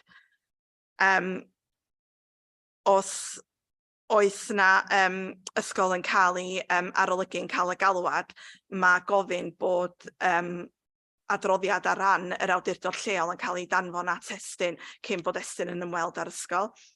Ac mae gwe yn ysgrifennu'r adroddiad yna o ran ein safbwyntiau ni ac lle mae'r ysgol ar y pryd pryd mae'r galwad yn dod, ond wedyn mae'r awdurdod hefyd yn rhoi i mewnbwn i mewn i hynny. So da ni'n symud ymlaen i'r sleid nesaf, os gwelwch yn dda. Felly fel rhan o'r rôl yna, hefyd dwi yn dod i cyfarfodydd ac yn croesawu'r cyfle i ddod i'r cyfarfodydd Chraffu hefyd i gallu rhannu datblygiadau ysgolion Conwy gyda chi. Da ni hefyd yn cyfrannu at raglen dysgu proffesiynol ar gyfer llywodraethwyr, a dwi ac Arys sydd yn arweinydd craidd cynradd wedi mynychu ac wedi cyflwyno sesiwn ar gwricwlwm i Gymru yn tymor Gwanwyn llynedd. Da ni pan mae Estyn yn cael ymweliadau tymhorol gyda yr awdurdod, mae'n arweinydd craidd yn mynychu rheina i gefnogi ac i rhannu'r gwybodaeth gyda Estyn. Ac pan fydd galwad yn dod ar gyfer Conwy yn cael ei arolygu fel awdurdod lleol, yn amlwg mi fyddwn ni yn rhan o'r broses yna ac yn cefnogi yn fanno hefyd.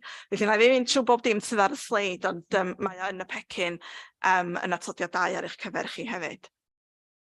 Felly, so ni'n symud ymlaen i'r sleid nesaf, os gwelwch yn dda. Oce, jyst i dynnu sylw chi at y ddogfen yma, mae atodiad 3 yn rhoi trosolwg i chi yn y pecyn o beth ydy cynnwys y ddogfen yma. Ond mae arweiniad yma yn ddogfen pwysig a hwn sydd yn mynd i fod yn arwain ein gwaith ni wrth i ni symud ymlaen. Gafodd yr arweiniad i gyhoeddi jyst cyn yr haf gan Lywodraeth Cymru, a mi fydd o yn statudol o Fedi 2024 ymlaen. Ac da ni ar hyn o bryd yn cydweithio gyda yr awdurdod lleol a gyda'r ysgolion i droi yr arweiniad yma i mewn i ymarfer ac i dreialu yn ystod y cyfnod cyn i fod o yn statudol. Felly mae'r ddogfen yma yn disodli trefn categoreiddio ysgolion yng Nghymru ac yn amlwg mae hwnny yn cael ei groesawu.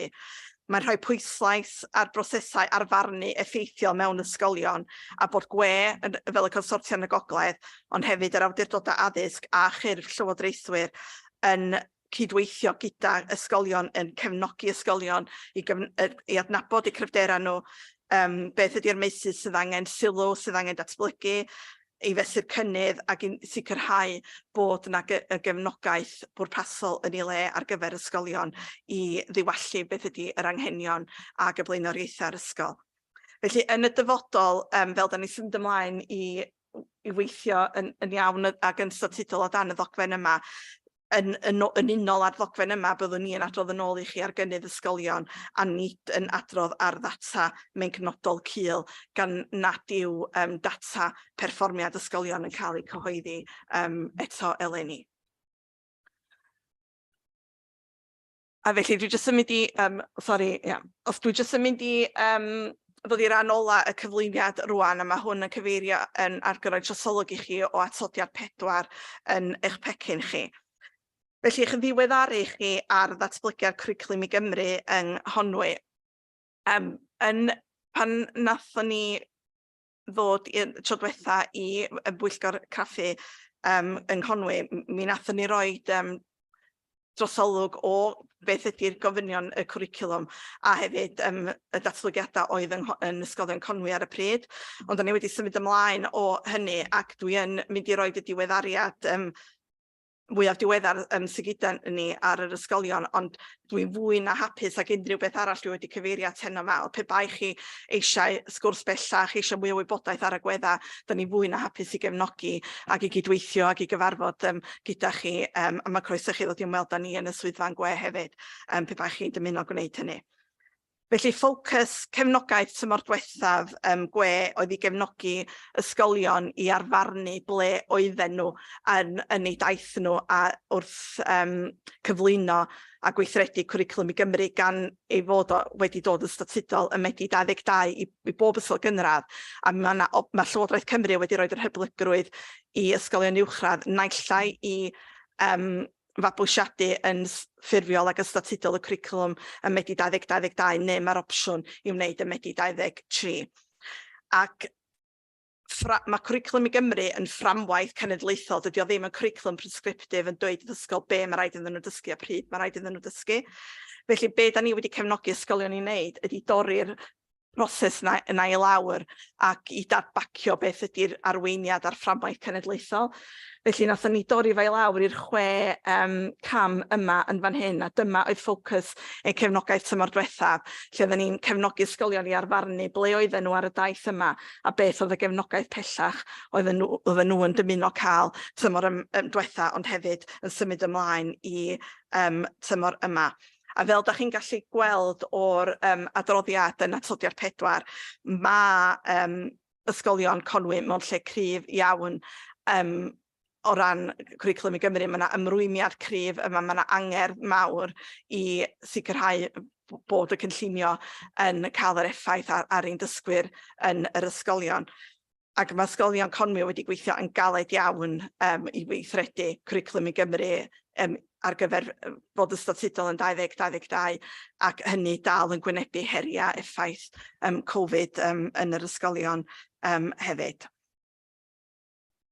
Felly, jyst i rannu gyda chi yn fras os da ni'n mynd i'r sleid nesaf. So eto ar ganolfan cefnogaeth gwe, jyst i enghreiffio i chi ble mae recordiadau o'r sesiynau byw da ni wedi rhoi i ysgolion i'w gefnogi nhw yn cefnogi arweinwyr ysgol gyda'r cyfeiriad strategol dylunio cwricwlwm, ond hefyd ar gyfer athrawon penaethiaid adran arweinwyr cyfnodau allweddol yn y cynradd ar gyfer y cynllunio a cyflwyno ar lawr y dosbarth, a mae yna arlwy enfawr eto ar ganolfan cefnogaeth gwe yr adnoddau sydd ar gael, ond gan gofio mae yna presenoldeb uchel wedi bod ond pryd mae'r weminara yma neu'r gweithdai yma wedi cael eu cyflwyno yn fyw i ysgolion hefyd.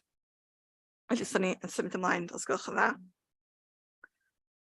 Felly, jyst i enghreiffio yn fan hyn eto yn torri yr arweiniad cenedlaethol i fyny i brosesa mae ysgolion wedi gallu dilyn i sicrhau bod y dyluniad a'r cyfeiriad strategol yn ei le ar gyfer dylunio cwricwlwm i sicrhau bod hynny wedyn yn cael effaith ar be mae'r cynllunio llawr dosbarth yn edrych. Ac hefyd mi oedd gofyn i ysgolion i greu model cwricwlwm lefel uchel ac i gyhoeddi crynodeb ohono fo. Felly mae gennau enghraifft efo un ysgol gynradd yn Nghonwy. Ac os da ni'n mynd i'r sleid nesaf, mae'r un gefnogaeth wedi cael ei roi i ysgolion uwchradd hefyd, ac eto mae yna enghreifftiau yn fanno o be mae ysgolion uwchradd wedi ei gyhoeddi, os da ni'n sgrolio lawr chydig bach i lawr. Ond eto byddwn ni'n annog chi fynd ar wefannau yr ysgolion yma, fel bod chi'n gallu gweld dros eich hunan beth ydy eu cynnig cwricwlwm nhw a sut maen nhw wedi defnyddio'r arweiniad cenedlaethol yna i sicrhau bod nhw wedi teilwra cwricwlwm sy'n bwrpasol ar gyfer dysgwyr eu ysgolion nhw. A wedyn, jyst un agwedd arall hefyd o'n gefnogaeth ni ysgolion mis Medi llynedd, rhoddwyd gwahoddiad i ysgolion ar draws y rhanbarth i fod yn aelodau o rwydweithiau rhanbarthol, ond hefyd mae yna rwydweithiau wedyn i bob awdurdod ar gyfer dylunio cwricwlwm, ar gyfer asesu ac ar gyfer y 6 maes dysgu a phrofiad yn y cwricwlwm. A mae yna nifer fawr, 95 o athrawon o Gonwy yn aelodau o'r gwahanol rwydweithiau yma, yr 8 rwydwaith i gyd, lle maen nhw wedi cael cyfle i gydweithio, eto yn dadbacio fframwaith cenedlaethol, cydweithio i gwneud synwyr o hynny, be mae hwnna'n gallu edrych fel lawr y dosbarth, rhannu syniadau a jyst i tynnu'ch sylw chi o'r gwaith crys wedi digwydd o ran y cydweithio yng Nghonwy yn fanno. Mae hynny yn enghraifft o'r maes dysgu a phrofiad athrawon sydd yn arwain ein dysgu a celfyddydau mynegiannol. A wedyn ar y sleid nesaf hefyd, jyst i tynnu sylw chi at gwaith y rhwydwaith gwyddoniaeth a thechnoleg, lle mae gydweithio cry eto wedi digwydd yn Anbarthol, ond hefyd o fewn ysgolion Conwy yn fan hyn, ac adnoddau wedi cael ei rannu, a maen nhw wedi creu, mae yna linc yn fanna pan bydd y cyflwyno yn cael ei rannu gyda chi, lle maen nhw wedi creu gwefan yr rhannu adnoddau nhw. So felly, os ydy ysgol ddim yn aelod o'r rhwydwaith penodol yna, maen nhw dal yn cael mynediad at yr adnoddau, a dwi yn gwybod bod yr aelodau yn rhannu eu profiadau yr adnoddau o fewn eu clystyra, a mae yna gynrychiolaeth o bob clwstwr yng Nghonwy yn y rhwydweithiau yma. Felly, jyst yn falch iawn yn gallu rhannu hynny gyda chi hefyd. A jyst i gloi rwan, dwi'n gwybod mae'n bod yn noson hir i chi, ond jyst i atgyfnerthu, mae dyma ydy ein blaenoriaethau ni ar gyfer eleni ac rhain bydd yn esblygu wrth symud ymlaen. Ac falle mai dyma be byddech chi eisiau rhoi ffocws arnyn nhw yn y dyfodol yn yr cyfarfodydd craffu, a bod ni gallu dod a rhoi diweddariadau ar gynnydd ar rhannu'r rheina gyda chi. Ac eto, da ni yn edrych ymlaen i gydweithio gyda chi, mae'n rhaid na chi, dwi wedi cydweithio gyda dros y blynyddoedd ac yn edrych ymlaen i gydweithio gyda phawb. Ac os ydych chi eisiau mwy o fanylion ar unrhyw beth da ni wedi rhannu gyda chi heno, yn hapus iawn i ddod yn ôl i'r siambr, neu os ydych chi eisiau cysylltu ac ymweld â ni yn swyddfa gwe, mwy na chroeso wneud hynny, gan edrych ymlaen i wneud hynny. Felly diolch yn fawr iawn i chi am y cyfle i ddod yma heno, am eich gwrandawiad, a hapus iawn i dderbyn cwestiynau. Diolch yn fawr. Very comprehensive and very interesting. And as someone that actually used some of your resources during COVID, I can attest to how well they worked. Teaching ionic bonding to a class of year 10s who probably weren't even there was something I don't want to actually have to repeat. So do we have any questions? Councillor Julie. Not questions as such, but first of all, thank you to Edwin and Claire for coming and for staying so late this evening. It's really appreciated, and I think it's really important for newer members especially to kind of understand what GWER do, because I've been here, like I said before, for a number of years. So when GWER was just being talked about, and then obviously in the implementation, and I guess it's fair to say in the beginning it was a little bit bumpy in terms of finding the appropriate people to support schools and I guess the structure of GWER itself. But I'm really happy with where we're at, and certainly in terms of what's happened over the last few years, it's been really really helpful to schools through COVID. I think without that support, I'm not sure that we would have been able to reopen, and certainly as well in terms of the home learning, the support that was there. But around the risk assessments, some of the things that were really challenging for schools, because obviously for all of us it was something we could never have planned for, certainly not to the extent that it was, and it gave real confidence to schools, and a lot of that work was taken away from schools, and to a certain extent the local authority, but obviously they worked closely as well, to give schools the confidence to be able to have pupils back in, and that was really powerful. And also it was touched on, certainly from my perspective. I mean, I've been on the board for 3 years, I think, and I now currently chair the joint committee, as Claire touched on there. And we've worked incredibly well together to address issues quite quickly. So the A-level results day in 2020 was, oh gosh, I suppose I'd use the word catastrophic in terms of the impact it had on young people. And with the help of GWER and the other cabinet members and heads of education from across North Wales, we really challenged that, and I think that we were really instrumental in making that change, and in Qualifications Wales, WJC, and the Welsh Government listening to that. So it's been really powerful. But also just on the ground, I've been a governor for 14 years in one of our high schools, and we've been through an inspection where the outcome wasn't what we hoped for, and I've seen firsthand the support that's provided to our schools through that process, and we've come out the other side as well. And you know, massive thanks to Claire and all the team there. That was a secondary school, for the support alongside the local authority. I mean, it's really powerful, especially when you have certain areas that have been pinpointed as a need for improvement, which was the case here, and then you have that person which has expertise in that area and has evidence of that within their own school perhaps, that comes in and supports staff to improve. It's really powerful, and it's been really helpful, and seeing that firsthand just made me realise the benefit of that. And I think going forward with the changes with Estin, and the way that they review our schools, it will be great to have that support from GWER as well, to look at that and to make sure that what's happening is appropriate, obviously alongside the local authority. So yeah, I just wanted to, I mean, thank GWER for what they've done over the last few years, and in particular through COVID. It's something that I would suggest that you as governors have the opportunity to ask the question, who is your advisor in school from GWER? And they come along regularly to governors meetings. It's an opportunity to get their take on where they think the school is as well, because they have a really good understanding.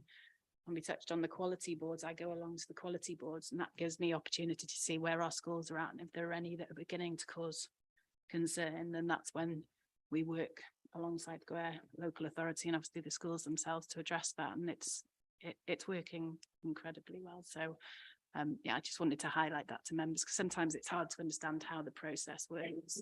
And then obviously this opportunity annually for you to get an update as to the work that's taking place is really helpful. And I think as we move through this new curriculum, it will be good to hear where we're at in that process, because it's going to take time for schools to properly embed that, especially through secondaries, because those that have started this year, that's year 7, and then each year it will include an extra year until we get to 2027, I think, isn't it? So yeah, it's great to have this opportunity, and hopefully this has again added to what you've heard before in terms of the amount of work that's going on, and the advisors that are in schools on the ground assessing what's actually happening in teaching and learning, and able to feed back to us that the situation in Conway is actually in a really positive position. So thank you, and thanks again to Aaron and Claire. Thanks. Thank you. I've got Councillor Dave Jones with a hand up. Councillor Dave. Yeah, thank you, Chair. I'd just like to thank Claire for such a brilliant presentation, really. And as a new member and a new school governor as well, it's really pleasing to see such a GWER being such a great support for our schools and for governors. It's brilliant. I'll be visiting the website and having a good look around. Thank you. Thank you. Got anyone else wanting to comment, ask a question? Okay, so thank you very much for attending. We need to note that we have had this, so can I just have someone to propose that we note the report? Thank you, Councillor Kay. Councillor Joe, can you second? Okay, we're all happy to hands up and note the report. Thank you very much, everybody. It was really interesting. Yeah, really interesting. And it's almost like it needed to be divided up into several sessions. There was so much there. Yeah, just to sorry, Chair, just to reiterate what Claire was saying there, you know, it's a sincere, offer to present something more specific, or undertake a workshop with you as members, out of the scrutiny case, or something to be particularly scrutinised upon.